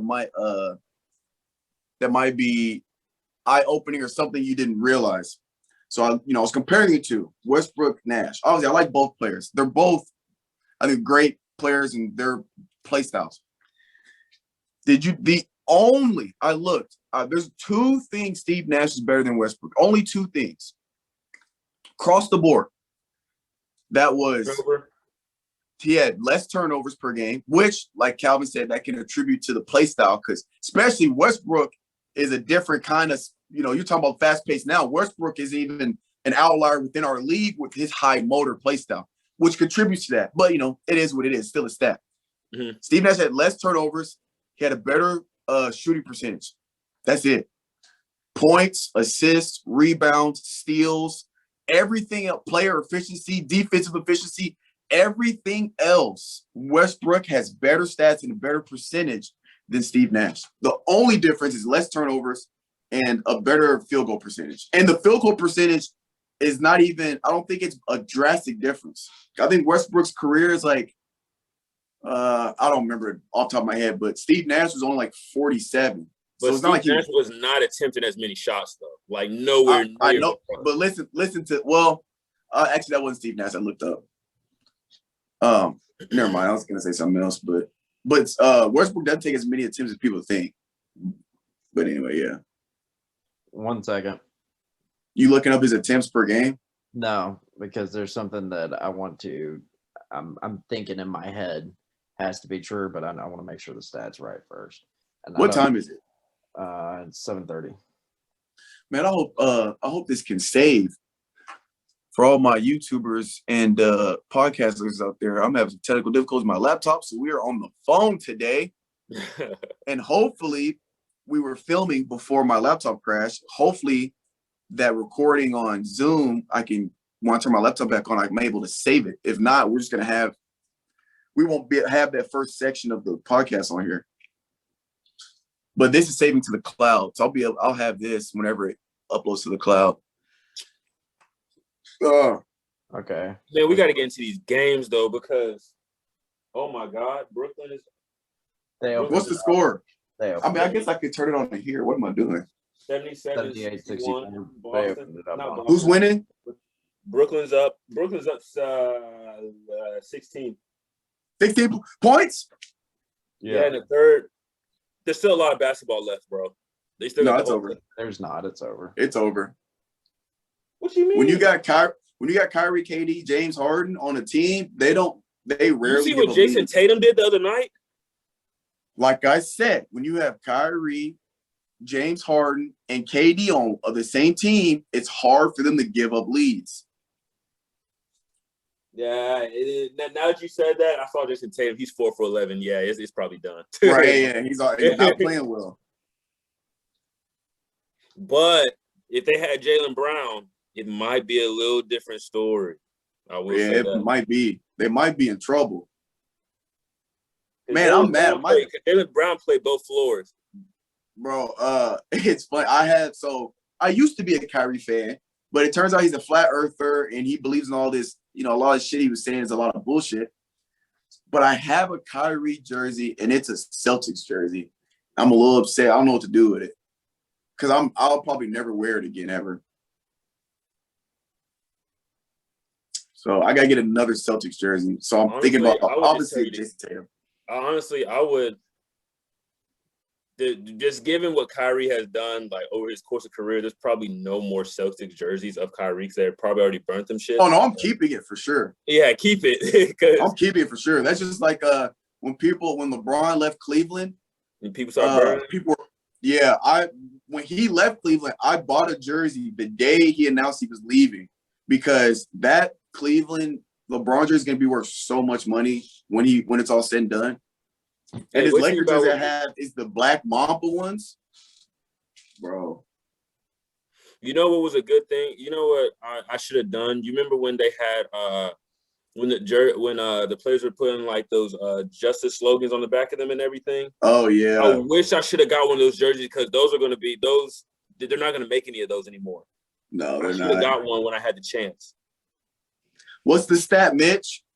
I'm just I'm just trying to figure this out. Give me like 15 seconds. I need to look up a definition real quick. Well, help. Let us in. We can help you out because it's about to be game time with Mitchell because this is fascinating to me. The stat? Yeah, and I don't know if this is really a reliable stat. So. Oh yeah, we got what is it 7? You said 7:30? All right, so here it goes. The player efficiency rating is Josh Hollinger's all-in-one basketball rating, which attempts to boil down all of the players' contributions into one number. Using a detailed formula, Hollinger developed the system, blah, blah, blah. That looks like some of the stuff that you're doing on your math homework there. That looks so the PhD stuff. But basically, I mean, they're not even, like, give me a dumbed down version of what it is. Takes into account accomplishments such as field goals, free throws, 3-pointers, assists, rebounds, blocks, steals, and negative results such as missed shots, turnovers, and personal fouls.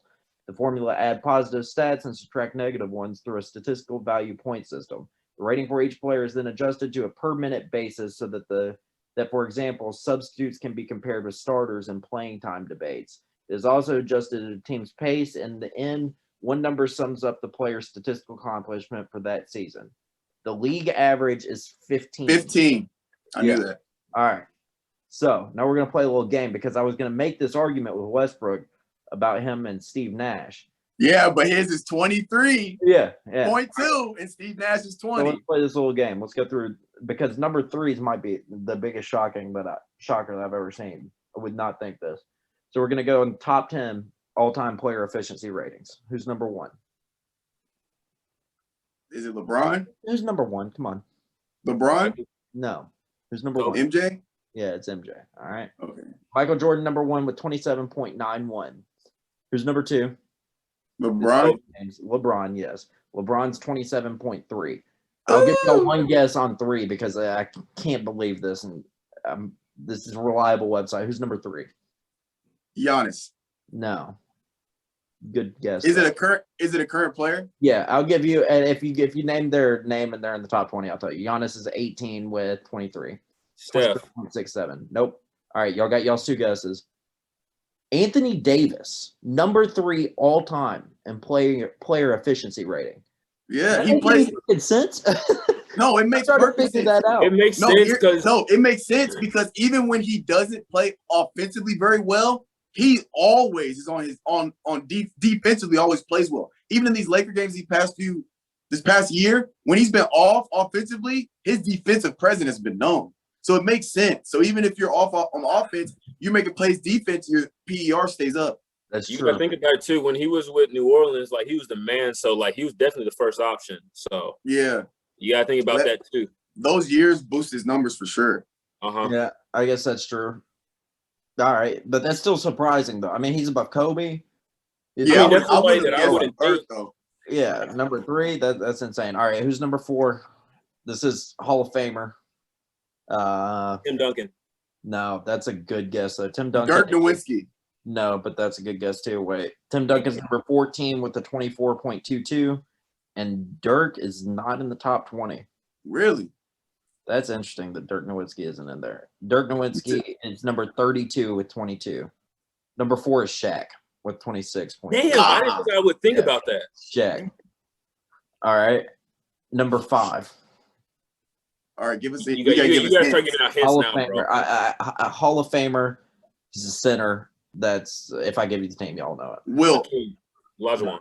Wilt is number 6 with 26.13. And Hakeem is number 19 with 23. Number 5 is the Admiral, David Robinson. Oh, yeah. Okay, Spurs. We got Wilt at number 6. I'm not sure that y'all wouldn't guess number 7. It's Bob Pettit. I think he was a Celtics player like in the 60s or some shit. I remember that dude. Yeah, 25. Whoa, I'm acting like I was born back then. Yeah. Oh, yeah, I remember watching him play when I grew up. I want to say he died recently. He may have. I don't know. Anyways, number 8, current player. Number 8, 9, and 10 are all current players. All right, what's our hint? Nah, it's James Harden, Steph Curry, Dame. Like, bro, like I don't know. There's too many people. he's a Start forward. with the position. He's a forward. No, you already said LeBron number 2. Yeah, he's a forward. KD at 25.24. Number 9, point guard, current player. Steph. No. Point guard. Steph is 16 with 24. Wait, what was the number for number 9? Luka. Number 8 is Kevin Durant with 25.25. 25. And number 9 is blank with 24.87. With who? 24.87. Chris Paul. Nice. Chris Paul is number 9 and number 10. Luka. No. Damn, for real? Position. Shooting guard. Current player. Clay. No. James Harden. James Harden's correct. Number 10. Okay. Some other notable things. Kawhi's at number 23 with 23. 23, and he has 23 PER. Russell Westbrook's at 24, right below him with 23. Kyrie's at 22, or as 31. DeMarcus Cousins broke the top 35 at 34. Andre Drummond's 38. Blake Griffin's 45. It's just shocking to me how many new players are on here. I'm shocked that DeMarcus Cousins is up there with all his injuries and him switching teams and all 34. That. Yeah. I mean, he's above Tracy McGrady, Moses Malone, John Stockton. He's more efficient than John Stockton. No, the team there's no way, bro. It's the defense, because John Stockton wasn't a solid defender. It's when the guys like those, I'm telling you, straight defense, because they're getting blocks, steals, the defensive presence of rim protecting, all of that. Would you not think that the longevity of your career helps you or hurts you? The longer you play, the more it hurts? It depends. I think it's more of just your play style. Like, if you play both ends of the floor, you're going to be efficient no matter what. Most of the time, both ends of the floors players don't. They usually choose to go with the offense and let the defense slack later on their career. Like LeBron used to be able to guard anybody. Now he ain't doing that shit anymore. Yeah. LeBron, if the Nets make it, which is if the Lakers make it, which is another conversation that needs to happen, LeBron won't guard KD. They'll put AD on KD. I would assume. You don't think so? Yeah, I put AD on him. Then who's gonna get DeAndre Jordan? He doesn't play. Yeah, he doesn't play. That's actually not. That's not a bad take, because the Nets don't really have a center that's gonna kill. So you can put AD on whoever, and LeBron can guard whoever, because and then you can they're probably going to go with small ball lineup and start Montrezl Harrell. So you can switch just about anything if you really wanted to. Dude, I don't fall into that trap. If I'm the Lakers, I don't fall into that trap. I start Drummond, AD, LeBron, who's their point guard, Schroeder, and KCP, right? And I'm going down. I'm using 23 seconds on the shot clock every single time, and I'm just going to bang on them. Yeah, they're not going to do that. I mean, if James Harden is coming through the lane, or Kyrie is like off ball cutting or whatnot, they're catching shoulders. Like, I am bullying the Nets. That is got to be your game plan. You cannot run with these guys. You can't. You can't have short shot. You can't have short possessions with them. And then you rely on offensive boards. Just wear them out on defense. Just bully the fuck out of them. I think you can beat them. I got a question though, man. If they make it past the Bucks, the Nets? Yeah, because I hope they do. I don't see the way Giannis is playing. I'm trying to figure who's gonna guard Giannis when they play. Bro, and they're a bunch of trees, man. They're all tall as shit, and they all play defense. Like Drew Holiday is going to be James Harden and Irving's ass. And I mean PJ Tucker too. PJ Tucker's an annoying, PJ Tucker's just an annoying guy to have guarding you, right? He's gonna play the defense. It does kind of hurt him. It does kind of hurt him that DiVincenzo went out for the playoffs, though, because that was another defensive piece. I mean, yeah, but I mean, they still have people to fill like his role and everything, which is not that big of a deal, in my opinion. I'm telling you, man, you got to bully these guys. That's the only way you can do it. Yeah, you just bang them, man. If they play the Nets, their X factor is going to be AD and Andre. They're gonna have to use their size. Who's gonna guard KD from the Nets? I'm sorry, who's gonna guard AD from the Nets? I think LeBron's gonna end up guarding him. No, AD. No, on the Nets, I who's agree. guarding Anthony Davis. Who's guarding Anthony Davis? KD's gonna have to guard him. KD's gonna have to guard him. I feel like Blake Griffin. KD's too skinny, bro. No, you put KD on him. I'm feeding the post every single time. I'm just telling Anthony Davis just to fucking throw his body. I'm putting Blake Griffin on him, bro, because you need to save his energy for the offensive side. Just Blake Griffin, he's going to go for 48. Blake Griffin is who you put on Drummond. It's all problems. I don't know. I don't know. It seems like it's a mismatch every time you try to switch around or something, bro. Like I don't know. And I think you know what, Finis? This goes back to kind of like our conversation like a few podcasts back when they had when they all got, James Harden, Kyrie, KD all together. We were like, what's their bench gonna look like? Like who's gonna be their center and everything? I think that question has arisen now again. Like, who is their true center going to be? And the disrespect we're having. If KD's guarding AD, who's guarding LeBron? Because finals LeBron is going to be there. It'd have to be Blake. Somebody. Then LeBron's size. But Blake is not every game. Blake is not moving his feet like that, bro. Yeah. No, he's not. But you put Harden or Kyrie on him. I'm just saying size-wise, it's the only thing they got left. But it's fucked up, too, because you switch the roles around, and it goes for the same way with if you flip it around, because I don't think you can have LeBron guarding. I don't think the AD is going to have to guard KD, which sounds weird, AD versus KD. But then LeBron's going to have to go, and you put LeBron on Joe Harris, and then put Schroeder, Kyrie Irving. Put him on. And then you put Caldwell Pope on Joe Harris, bro. No, you put Caldwell Pope on like either Kyrie or James Harden. And then you put Schroeder on the other one that KCP's not guarding, and then you throw LeBron on Joe Harris so he doesn't have to work his ass off on defense. And that might hurt Joe Harris because Joe Harris ain't throwing up a shot when LeBron is closing out.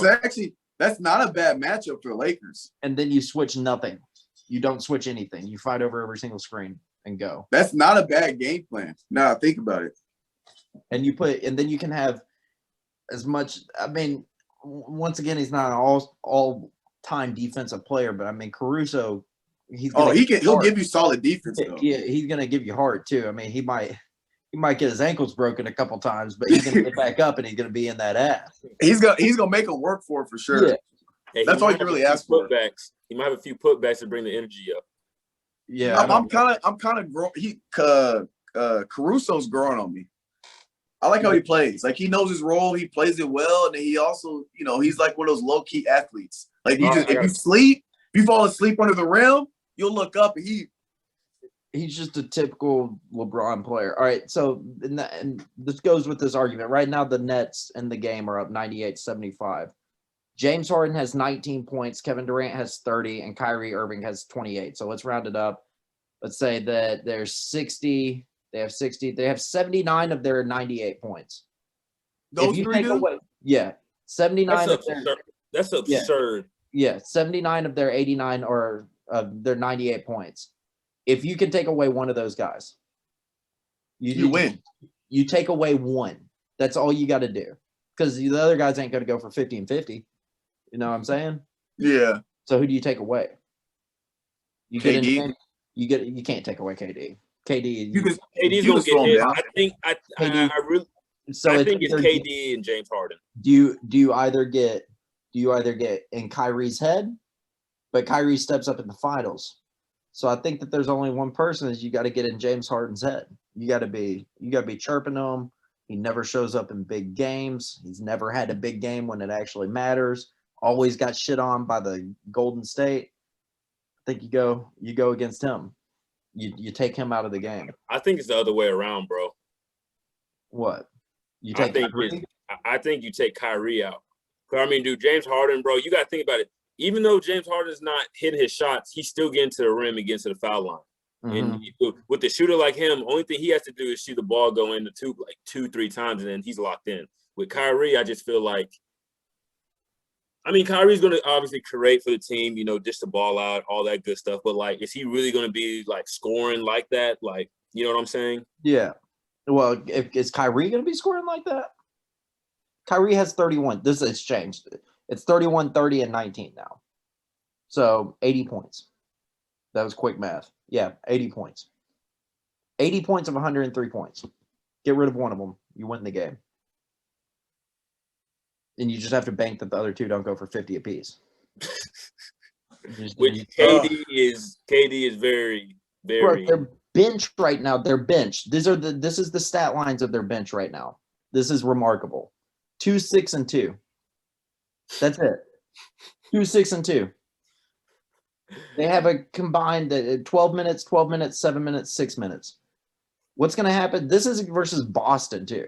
What happens when the next round you got to go and play Giannis? And then if you win that, then you got to go and play the 76ers. You telling me they're putting them? Yeah. I think the 76ers, that's going to be a very, very hard matchup. So they're going to have to put in all these minutes just to win these games. They're going to have to get through the Bucks, and they're going to have to get through the 76ers, which is fucking hilarious, too, because I hope it hurts them in the long run, because they could have easily been the number 1 seed. And if they would have been the number 1 seed, they would have only had to play one of those 2 teams, right? Because you would either have to play 76ers or the Bucks at one point. But now that you're not the number 1 seed, you got to play both of them. Hey, I'm going to throw this out there right now. Philadelphia is looking scary. Yeah, they're looking good. Joel Embiid is out there doing what it does. Who's going to guard Joel for the Nets? Nobody in the West. Nobody. They're going to have to start. They're going to have to start DeAndre Jordan. They're going to have to. There's no way. DeAndre Jordan hasn't even seen the floor this game. He doesn't have a minute logged. I don't know if he's injured but he doesn't have 1 minute. Blake doesn't run their 5, does he? He runs the 4, right? He runs. Who's their center? No, he runs their 5. Their starting lineup is Harden, KD, Irving, Joe Harris, and Blake Griffin for this game at least. That's really? Yeah. Oh my God. Damn, I feel bad for Blake because I'm a fan, but he's gonna get taken to work. And Blake's not Blake anymore. What are you gonna do? Pray. Zone. Now I think about it, that 76ers matchup's a little troublesome for them too. They're gonna have to zone and they're gonna have to double team Joel and then zone it up. Yeah, do y'all really? Tobias Harris, Seth Curry, Ben Simmons. Oh, Seth is that X factor. If they double team Joel, Seth is going off. Be sitting in that corner just spraying. Hey, Tobias now, he putting the ball. Oh, yeah, he dropped 30 the other day. He's scoring from all levels, bro. It's crazy. And then you factor in Joel. Did you see did y'all watch the post game interviews and stuff, or not the interview, but kind of the analysis and stuff of you talking about on TNT with Ernie and them? Yeah. Yeah. You see how Joel is how he's seeing the double teams come. Soon as he catches the ball in the post and he sees that guy coming around, that little 1 foot fadeaway or whatever it is, bro, that is disgusting. That is disgusting, bro. I'm sitting here. I did not pay attention to the NBA yesterday. That man had 36 points on 14 of 18 shooting, 3 of 4 from the 3-point line, 8 rebounds and 2 assists. Versus the Wizards, who's I was gonna say they had a decent center. They just don't. But you get what I'm saying. I mean, this team's gonna be tough. You got Danny Green, you got Seth Curry, Joel Embiid, Ben Simmons, Tobias Harris. Yeah, and then you got Ben Simmons, a finalist for a Defensive Player of the Year. He can guard anybody. Yeah, you put him on KD. Then you got George Hill. You got Dwight Howard. I mean, off the bench, solid. Yeah, he's coming off the bench. They got depth. That Thibault guy or whatnot. Yeah. I mean, good luck with that. Hey, Doc. Hey, you might have to get credit to Doc, man. Doc is doing. For sure. You got to give credit to Doc. Does Doc have a ring? Yeah, with the Celtics. Oh yeah, the Celtics. Okay, that's what I thought. I thought he had one with the Celtics, but I wasn't 100% sure. Wish he should have had way more with the Celtics with that team. Because that was the team with Paul Pierce, KG, okay, and Rondo. Okay, yeah, they should have won. Let's look at the Bucks matchup for this, because this is. I don't think they're making it, dude. I don't think they're making it without a post presence, man. Because you got Drew Holiday, Chris Middleton, or Giannis. I was going to say his last name. Giannis, Brooke Lopez, Pat Connaughton. That Brandon Forbes kid is spraying right now. PJ Tucker, Bobby Portis, Jeff Teague. I mean, what are you going to – I don't know how they're going to match up with them, man. I don't think they can. I don't think they can. They're going to start playing some zone. I mean, that's their only choice. Or boxing one or something. I don't know. Not a boxing one. I don't know what else they could do. Have y'all ever ran a triangle 2 defense? Nah. Bro, it's the most desperate defensive zone possible. It's like a boxing one where you face guarding one guy, but it's a team that has 2 guys that are going to kill you. So you have one guy at free throw line, 2 guys at the block, and then you have the other 2 guys face guard their 2 best players. And then those other 3, it's basically like a 3-on-3. You talk about desperate? Have you ran that before? Yeah, unfortunately. I ain't never ran that before. We ran a boxing once. This one dude was lining us up from all angles. Like, I'm telling no, Mitch. I'm not. I remember this like it was yesterday. It was 10th grade. We're going in 10th grade summer, playing at A game. Team was from like South Carolina or something. Little short dude running off the screens, pulling it like Steph. Pass out court, pulling it, breaking dudes off, floating it up. We were all like, dude, who is this kid, bro? We out here, bro. Like, I looked at the coach. I looked at the coach. I'm like, Coach, what do you want to do? He looked at us. He said, it was bad, bro. He dropped a cool 40 on us, though. But shit. Finis, did we tell you the story about the guy we played our first round of playoffs in men's basketball last season? We had a total of 49. We had a total of 47 points. Our team scored. They had a guy on their team score 49. Bro, he was pulling from threes, bro. It didn't matter who was in front of him. He could have. Who was guarding him? Bro, everybody. Bro, I told you this. Fall, man. He made 3 people on our team fall. And when I would get on them, dude, I don't get paid. I'm not getting paid to go up there. So there ain't no part of me that's getting money or anything like that. And I ain't getting put on a fucking poster or, falling in an M. And I'm not making any money off of it. You feel me? Like, this is not happening. I got on his ass, bro. Dude, Mitch, I told you, I was like, he can shoot that 3 all day, bro, but he's not getting past me. No. I looked him straight in the eyes. I was like, bro, you can shoot that shit all day. But I was like, you're not getting past me. And he shot the fuck out of it. He shot the hell out of the ball. No. So y'all need my help. Shit. I've been hooping weekly, man. I go twice a week now. I got my game back. I'm back in shape. I'm good. Speaking of that, I hit up Zach. We're gonna go hoop now. Up at what's it called? What's that? UA? Yeah, let's start doing it because if we're doing the whole June thing, we need to make sure we recap that and everybody's on board because that starts on Tuesday. Yo, I got one more thing about this NBA thing. Mm-hmm. I'm saying this right now. If Luka puts the Clippers out, Paul George got to go. I'm saying that straight up right now. Forgot. No, to talk about this. No, he got to go. I'm sorry. Then who got to go? Then you're not taking. Look up his stats. This is go look up. No. That's your problem, Calvin. Kawhi and Paul George are going stupid right now. Then what do you do? What do you do? Because look, here's the problem. Because Kawhi's not a leader. He's not the leader. Listen, can't do it. Then who is? You get rid of both of them? No, listen. One argument at a time. Okay. I don't know. First of all, let's calm down. Let's not take the narrative of Paul George last year and act like that's how he's performing now. Paul George, look his stats up. I promise you. I'm looking at it right now. He's going stupid in the playoffs. Kawhi's going stupid in the playoffs. You know what you need to do? Keep Kawhi and Paul George. How about instead of trading away your third option? Last game. What? Scored 29 last game. Yes, exactly. Look at the game before. In the game before, they're going stupid, bro. Okay. But they're going crazy. So here's the problem. Look, we know how the NBA is nowadays. Here's what they got to do. They need to get a third option. Because besides Kawhi and Paul George, nobody else is doing anything. They need another guy to contribute. Well, you know who they had last year for that? Lou Williams. Guess where he's at? He's in the ATL. Their biggest mistake this past offseason was getting rid of Lou Williams because he was coming off the bench and giving you 25. That's what they need now. But they're not getting that. Now, I'm a Rondo fan. I love Rondo. I'm a huge Rondo fan. I'm going to end up getting his jersey. But Rondo's not going to give you 25 off the bench. No. He's not doing that. So they lost a major contributor to their offense by losing Lou Williams. And Lou Williams is a great two-way player. He's going to play hard defense. He's going to give you 25.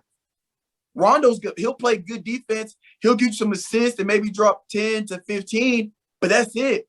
That's their problem with the Clippers. They need to add another dominant scorer, not get rid of their two best players. That's what they don't need to do. Or if you get rid of Kawhi or Paul George, they might not make the playoffs next year. No, they don't. I mean, so why would you get rid of both of them? Keep both of them and just keep adding on to what you have that's working. Kawhi walks though. Kawhi walks after. You think so? You think so? God. Yeah, he is a free agent. He is a free agent. After Uncle Dennis ain't gonna let him stay there. Here's where Kawhi needs to be. No, wait. When is he a free agent? After this season or after next season? Yes, after this season. No, after next season. Is it after next season? It was 4-year contract. Yeah. Okay. Hold on. I'm gonna say something. If Dame, he's not leaving. They need somebody else. They need Kawhi. I feel like Kawhi is what they. Oh, need. You're talking about Kawhi going to Portland? Yeah, I'm saying that's what they need. That's where Kawhi needs to be around an alpha, bro. I'm telling. This was the second podcast I was on. We had this argument, and y'all still both wrong on this. On the Toronto Raptors winning team, Kyle Lowry was the heart and soul of that team. He was their leader. Kawhi was merely just a support player. He was the best player. I agree with that. I agree with that. Where I disagree is saying that he wasn't a leader at all. Yes, you got. He's not a leader at all. Or these Clippers teams would be doing stuff in the playoffs. These guys don't want to go. No, that's not true. Just want to go to war for this guy. They don't want to go to war for him. No, here's the problem. Here's one problem. You can be as great as a leader as you want. You can't, just because you're a leader doesn't mean that somebody that's not capable of something can all of a sudden be capable of something. If I was a leader and if we had a team together, I'm like, no, let's do this. And I was being a leader. That's not going to make you change your 3-point shooting from 33% to 40%. That's not how that works. No, but it's going to make you play harder defense. It's going to make you give more effort. Just because you play harder defense doesn't mean you play better defense. You're telling me that LeBron James is making that Alex Caruso is as good as Alex Caruso is, and it's not because LeBron James is on that team. No, here's the difference. You're telling me that Alex Caruso gets PT on any other team other than LeBron James' team. No, here's the difference, though. Now, what I'm saying is, I'm not saying Kawhi Leonard. I'm saying Kawhi Leonard is a leader to an extent. Now, you're right. LeBron James makes the players around him better. That's why he's considered one of the greatest of all time. But that doesn't inherently make you that he's a great leader also. Now, what I'm saying is Kawhi can still be a leader, but just not the Kyle Lowry of the team. You're right. Kyle Lowry was the heart and soul of that team. But it doesn't mean you don't have to be the heart and soul of a team to be a leader. There's levels to leadership as well. Kawhi's more of the guy that's going to go out there, put it all on the court. He's going to lead by example, but we know he's not vocal. That's when you have by example, but he's taking every other game off. Finis. No, he's not. No, he's not. He's not taking every other game off. He is. Not this year. Maybe last year. Bro, you want to talk about leadership. And you have look up how many games played. They tanked. They tanked because they got rid of Lou Williams. No, if they had Lou Williams, they would be beating them. The last 7 games of the season, they tanked because they did not want to see the Lakers in the second round. They tanked. No, they tanked because they got rid of their third best player, and he came off the bench which gave them depth. That's where they messed up this offseason. Look up how many games played Kawhi has. Hey, I got another thing too. There's a lot of drama too going on, like how Kawhi was getting like the superstar treatment and stuff. You got to take that in effect too. So you can't tell me that he leads by example in that aspect. He leads by example. You can't. That shit started coming out. No, if you're the best player on the court, you lead by. If he goes out there and plays hard, he drops all the points. He does everything he can to make the team win. That's leading by example, whether you like it or not. Hey, I think if you had a guy that came out on the floor and you were on a team with him, and he comes out and he plays, he says, "Oh no, coach, I ain't playing today. I'm resting." And look up how many games played he has this year. Do what? Look up how many games played he has this year. Games played. I'll Games. say one. He has 52 of 70 games. He wasn't injured this year. Yeah, pretty sure he was out for injury. He was not out for an injury. What do you injured? 52 out of 70? 52 is 70 game season this year, right? Mm-hmm. No, 60. It's a 62 game season, wasn't it? No, I think it was a 70 game season. I don't know how many. I don't know how many games they played. All right, listen. But if you have a guy in your team and he says, "Nah, coach, I'm not playing tonight. I'm resting for me," and then that guy comes out, he doesn't make you better. He's not an assist guy. He's not looking for the open players. He's going out there and getting his. You telling me that the people around the locker room ain't like, the fuck is that guy? Fuck that dude. You tell me that in their head they're not doing that? You telling me that when they should be making backdoor cuts and off ball movement, that they're making that same movement when the ball touches Kawhi's hand? Whereas I can't say that. I can't say that because that comes down to the player. Because me personally, if I feel like I'm not, if I'm on a team, if we were all on a team, and let's say, Calvin, you were doing the Kawhi shit, right? And I was a guy, let's say I was a starter and I was also on the team and you were doing some Kawhi shit. But if you were going out there and fucking dudes up and you were out there killing them, but you were on some Kawhi shit, I don't feel like I can say shit. To me, I'm like, you put up the numbers. You said what? Because you put up the numbers. But that's what I'm saying. Because you're back. That's like the Dennis Rodman effect. He's leaving for Vegas. He's partying mid-season. What did he do when he comes back? He comes back. He's in the best shape in practice. But he's on the game. He'll give you 30 rebounds. He's not the leader of the team on that. That's MJ. No, I get that, but I'm just taking that niche part and saying, like, if Calvin is doing all of this and I'm here, it don't matter. You know what I'm saying? If this is me, I'm just saying this is me. So that's why I'm saying I don't know. It depends on the person.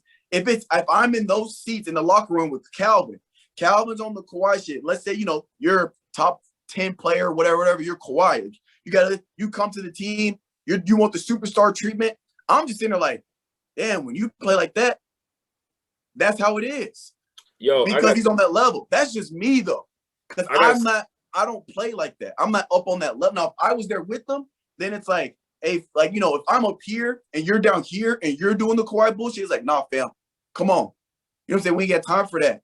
But if you're a superstar of the team, you get a leash. It's just like in any sport. When you're that guy on the team, you get a longer leash. Some leashes longer than others. When you're the guys on a 10-day contract, you have no leash. Your collar is to the pole. There is no leash when you're a guy on a 10-day contract. The guys that are starting with you aren't on 10-day contracts. Hey, no, I'm just saying the leashes are longer. I'm just saying some leashes are longer than others. Some leashes are longer than others. That's all I'm saying. Hey, and his is long as shit. I gotta say this. Let's go back to the Kawhi and Kyle Lowry thing. It's hot as hell in here. Which I will agree with Mitch on. I will agree with Mitch on this on some aspects of it. Take it to the Spurs too, Calvin. Take it to the Spurs. Take it to the Spurs too, because it's the same shit with the Spurs. When he was on the Spurs too, when he won the championship. But they won. Hold on. Let me say something. Go for it. Say something. When let's say Kawhi and Kyle Lowry, for example. Kyle Lowry obviously was the leader of that team because he's been there for the longest. He knows that team. He knows knows what's expected. Kawhi came in, and I believe Kawhi was a leader too, just from an on the court perspective. That's all we're saying. No, and I believe that. I believe that when you have a team, there always can be two leaders: one that is actually vocal and one that is not vocal. That actually leads on example by the court. Kyle Lowry did not lead on the court by example. That was all Kawhi. Calm down with that. Well, he contributed. He contributed out there throwing his body around. He contributed. He wasn't taking charges. He wasn't throwing his body around on defense. No, Mitch, all he's saying. Threes. No, all Calvin is saying. Kyle Lowry like that. No, all he's saying is Kyle Lowry wasn't the main guy on the court, but he was in the locker room. That's all he's saying. He's an integral guy on the court, though. It's not like he's some scrub that was putting up. No, we're not saying that, but he wasn't. He's not their best player. Is what we're saying. He's not their best player. If you look, bro, who was it? Serge Ibaka played way better than Kyle Lowry. Serge Ibaka played way better than Kyle Lowry. I believe. I totally believe that. Marc Gasol played better. I'm being totally honest. All right, Calvin. No. I know you're looking at me crazy. Now say what you want to say. I see your point you're making. Now make that same point with another championship team that Kawhi's been on. Do it with the Spurs. Spurs. That's just a legendary team, bro. You got Tim Duncan, Manu, Tony Parker, bro. Like, I mean, group of leadership, correct? We have a culture. We expect this of you. We expect that of you. we hold our players accountable. We do all this stuff, and then Kawhi can go out here and drop his 30, right? That's where Kawhi needs to be. Kawhi can't be in that central heart of a team. Kawhi just needs to be the guy that's going to go out there and drop 35, take games off whenever he wants to. But he doesn't have that with the Clippers. There's nobody on the Clippers that can do that. So he needs to be with like what you said, which would be perfect. Put him with Damian Lillard. He goes with Damian Lillard. Portland's in championship next year. Put him with Steph Curry. Put him with LeBron James. Put him with damn near Jimmy Butler. You give him Jimmy Butler. You telling me that they ain't making a run? Hey, no, we're not disagreeing, but that's not what we're disagreeing, Mitch. So, we agree with you on that. You're just saying that he has zero leadership on the team. We're saying he has some. He's not the main leader. I don't think he has any leadership. Yeah, he does. I just firmly believe that. I mean, he's a superstar. So it goes down to the example, and it's been talking about it a lot. Is there's two players on the team, right? Anthony Davis for the Lakers is the most important player on the team. Right, he's the best player on the team. LeBron's the most valuable. You can't if Anthony Davis ain't doing what he's doing, LeBron can't win. But LeBron's more valuable than Anthony Davis. Does that make sense? So Anthony Davis has to be the best player on the floor, but LeBron has to be there to be the most valuable. Kawhi, in this scenario, should be the most important player on the floor, right? Paul George should be the most valuable. Paul George ain't the most valuable. Kawhi's both most important and most valuable. And they can't make it out of the second round of the playoffs. They're damn near going to get fucked up. Clippers get out of the first round. Actually, I disagree. If you go back to this, he can't be both. He's no, he's not. He's not. I believe Kawhi is the most valuable. I believe Paul George is the most important because we know Kawhi is going to do Kawhi just like last year. Now I don't like talking about this because Paul George said he's going through mental health and depression. Like that's some serious stuff. So like I don't want to talk about that, but he didn't perform well in the playoffs. Kawhi, besides the last game, obviously, yes, you take away that one game. People have to take one game and apply it for the entire playoffs. You take away that one game. Kawhi does, he's going to do what he do. He's going to get you his 20-plus points per night. It's Paul George. If he plays, we know Kawhi's going to play well. Even on his worst nights, he's still going to be there defensively. He's going to get steals, blocks. He has a defensive presence, even if he doesn't get it right on offense. It's Paul George that is important. If he plays his best and Kawhi does what Kawhi does, they're hard to beat. So I don't believe Kawhi is the most important and the most valuable. I believe Paul George is the most important, and I believe Kawhi is the most valuable. With the whole AD and LeBron, I believe I agree with you. Paul George is your AD. I agree with you on that. So you're know what Paul George can do. But the argument is that Kawhi can't be the most valuable because I think he is. We're looking at him on a team where he's the most valuable player, and that team hasn't made it to the Western Conference Finals yet with him being there. Well, they got smacked out in the second round the last time. They're going to get smacked out in the first round by a Mavericks team that has no business beating this team. One player is doing it all right now. Well, but all the majority, and because it's for some fucking reason they think it's a good idea to switch everything. Because Finis, Kawhi won't step up and say, I don't give a damn what's going on. I am standing in front of Luka Doncic for 48 minutes if I have to. If Luka's on the floor, I'm on the floor, I'm guarding him. Yeah, but what a player like... Instead, you're switching everything and you're giving Zubac onto Luka, and Luka is eating on him right now. No, the problem is with a player like Luka, you have to switch.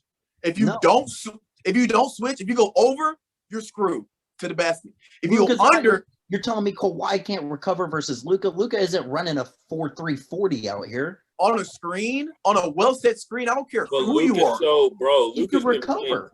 I don't care who you are on a well-set screen. You can recover, but we're talking about Luka Doncic. We're talking about all he needs is defense. No, all he needs is this green light. So if you try to trail, you're late. If you try to go under, too much space. You have to switch to Luka. He's that type of player. You have to switch. I don't think so. And if you're Kawhi Leonard, especially if you're down, are they down 3-0? They're down 3-0 right now, right? They're about to get swept. No, they got one. It's 2-1, isn't it? You know what? Yeah, it's 2-1. But this is the thing that I think they need to do. They need to set. First off, the series not over. Okay, let's calm down. The series not even over. It doesn't look good, but it's not over. Let's calm down first of all. Okay. Second, just like we talked about last year, Patrick Beverly is taking up too much cap space to not be doing shit. Bro, he's not good. They need to get him away. They need to get him away. He's not doing shit. Only thing he does is bark at people, and he's no bite. Like, what has he done? What has he done this year? He hasn't done anything. Except get his ass $40 million in cap space. You trade. You get, if you can buy out or trade Patrick Beverly, they can get a guy that can replace Lou Williams, whether he's a starter that's a dominant scorer, or a two-way scorer, or a guy that comes off the bench that's a dominant two-way scorer that they need. To be honest, but you got Patrick Beverly coming off the bench, bro. You got to do what? Bro, you can get several things out of that money. Like, you can get a for sure superstar, and if not a for sure superstar, you can get a bunch of role players that contribute to like almost y'all are talking like this is the NFL. They can spend as much money as they want to. They're going to eat it in the luxury tax, but you got Steve Ballmer, CEO of Microsoft, who sits at courtside at every single game, very involved owner, will spend any type of money to win a championship. This isn't the NFL. They can spend as much money as they want to. Well, if that's the case, then they need to get rid of him. Point blank period then. Because he's taking up a spot for somebody that can contribute, and they are worse when he's on the court. Bro, Calvin, you never answered the question, Calvin. Are you not saying that if you're Kawhi Leonard, you're not guarding Luka Doncic for 48 minutes straight? That is your responsibility. Hold on. Are you saying if I'm Kawhi, am I guarding Luka? Yes. Yes, I'm guarding Luka. Did you see what he did to Pat Beverly? Yes. So if you're Kawhi, you take that leadership role. Because that's the only scorer. I am guarding their best player the whole time. Wasn't Kawhi on this past game? Do what? No.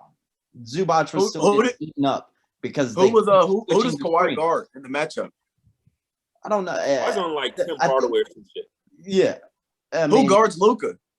PG. Pat Beverly. No, PG.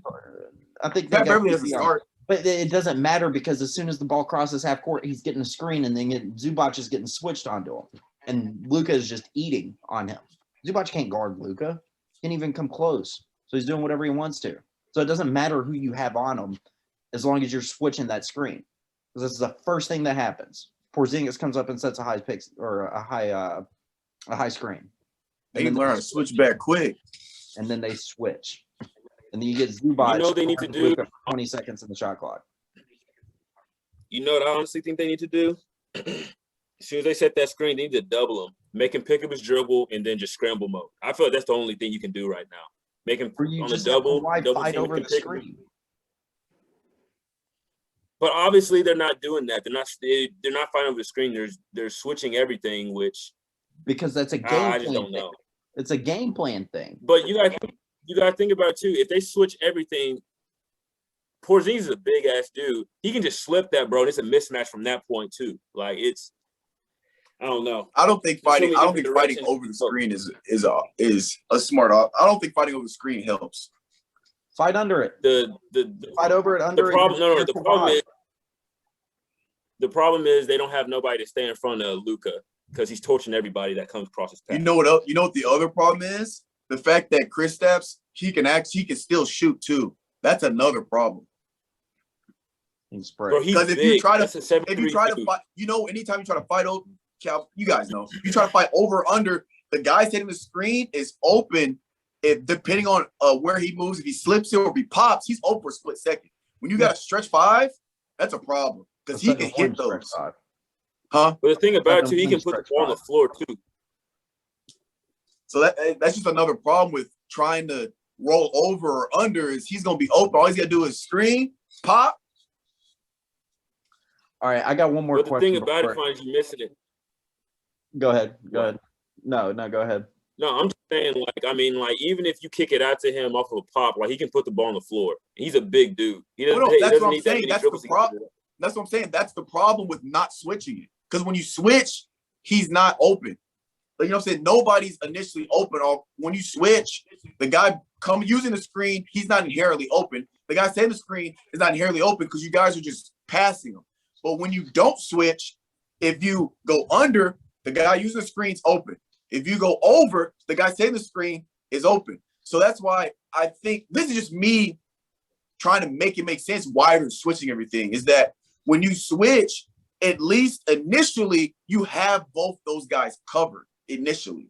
Now, after that, you got the mismatch with Zubac trying to guard Luka. That is the problem. So I'm just trying to make it make sense. I agree with you. They need to stop because it's not working. I agree with you. I'm just trying to make it make sense. You wonder why Luka's out there dropping 35 a game. Right. It's not because he is an incredibly skilled player, but there's a reason those 35 points are coming that easily. And he's out there taking one-footed threes and just doing whatever the hell he wants to. Step back, 30-footers. All right, and I'm getting me a Luka jersey. I do got to head out here in a minute, boys. But I got one more question before I leave. Do we not think that European basketball players are more entertaining and better to watch in the NBA right now than American basketball players? Right. You talking about the European players in the NBA? The European players in the NBA right now.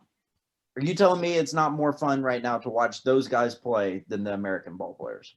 I think it's more from a fundamental standpoint. Y'all been watching this the Jazz series at all? Yeah. That Composo guy, insane. He's not like insane that he's going to give you 20 points, but everything that he does is so incredibly fundamental, and the passes that he makes and his court vision, incredible. Jokic, Doncic, Kristaps Porzingis. I can keep. I'm forgetting European players right now, but they're the most entertaining players to watch right now.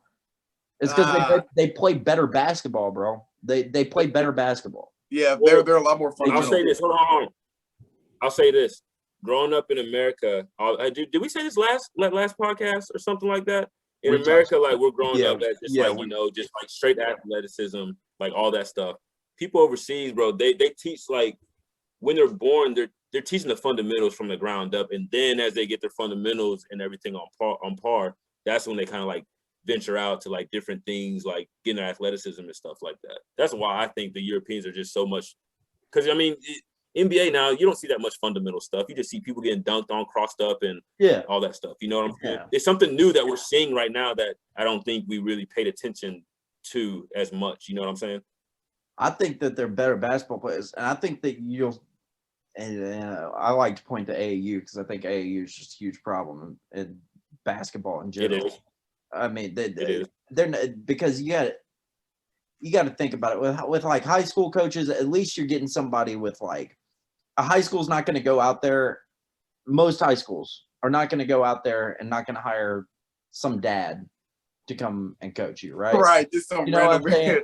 Like, you're putting these superstars. They're going to have a resume. Yeah, you're putting these superstar kids with dads and people that probably shouldn't be coaching basketball, and you're putting down these dream teams together that are going out there and just whooping everybody's ass at all these AAU tournaments.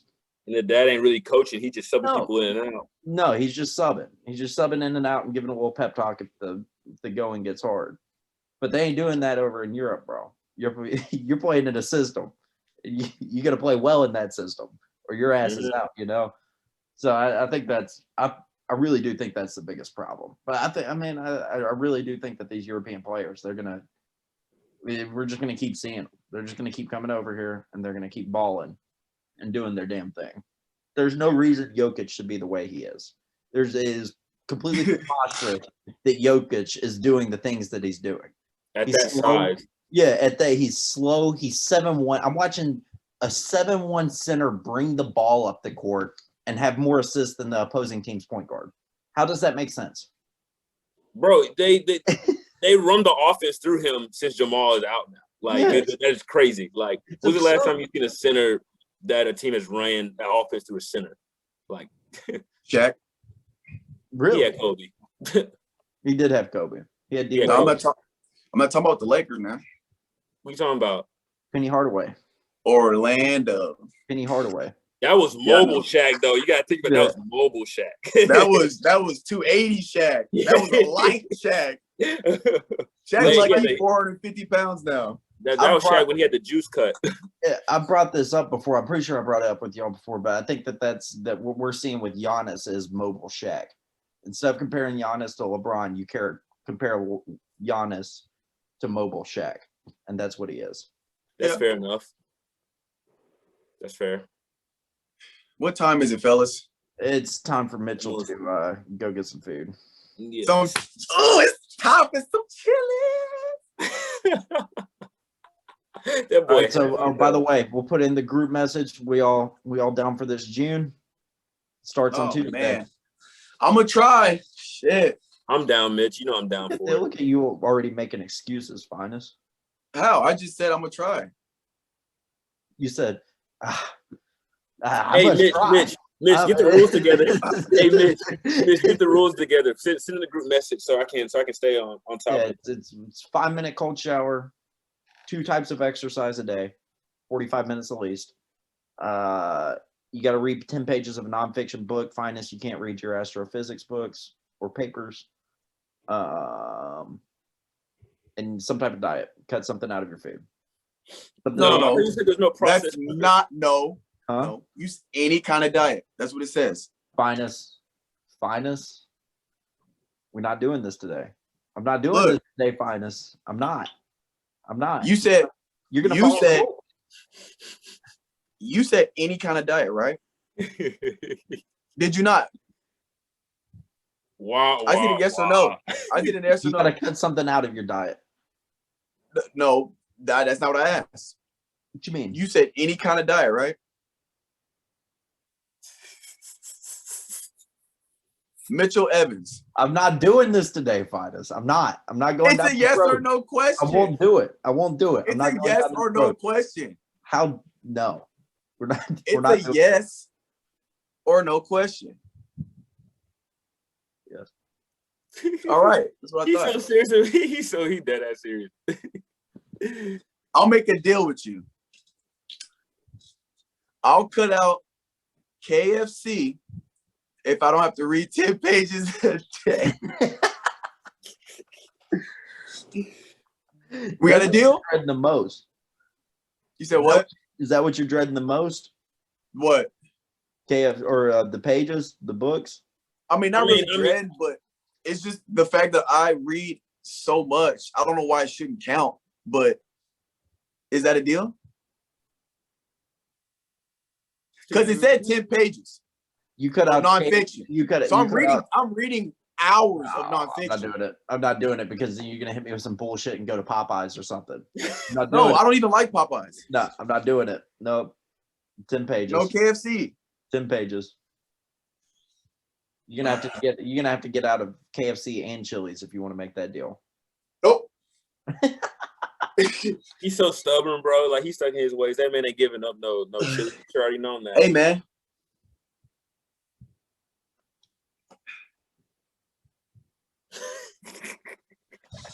All right, boys, go get you some Zach sauce, ranch, mayo, whatever you got to get. Calvin, you go ahead and hit your outro. Do what you got to do and stay out the way, bro. You already know. Yeah. All right. We appreciate you guys. Sorry I'm experiencing technical difficulties. Hopefully this all uploads well. I can get it on YouTube. But we starting this, Tuesday? The thing? Tuesday.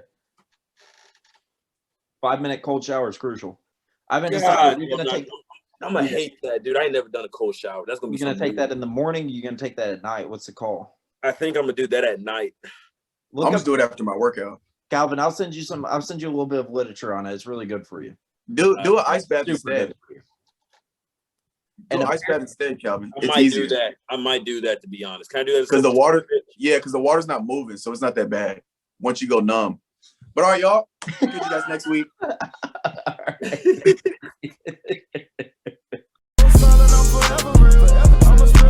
Even if I touch a meal and do it through the pain, I don't need a pain. And life won't get me down, but it won't break my will. Cause I've been chasing this so long, I can't give up. I won't give in, been through too much. I done prayed for the money, I done prayed for the fame. I done prayed that I will make a sacrifice and play this game. I done prayed never be the same.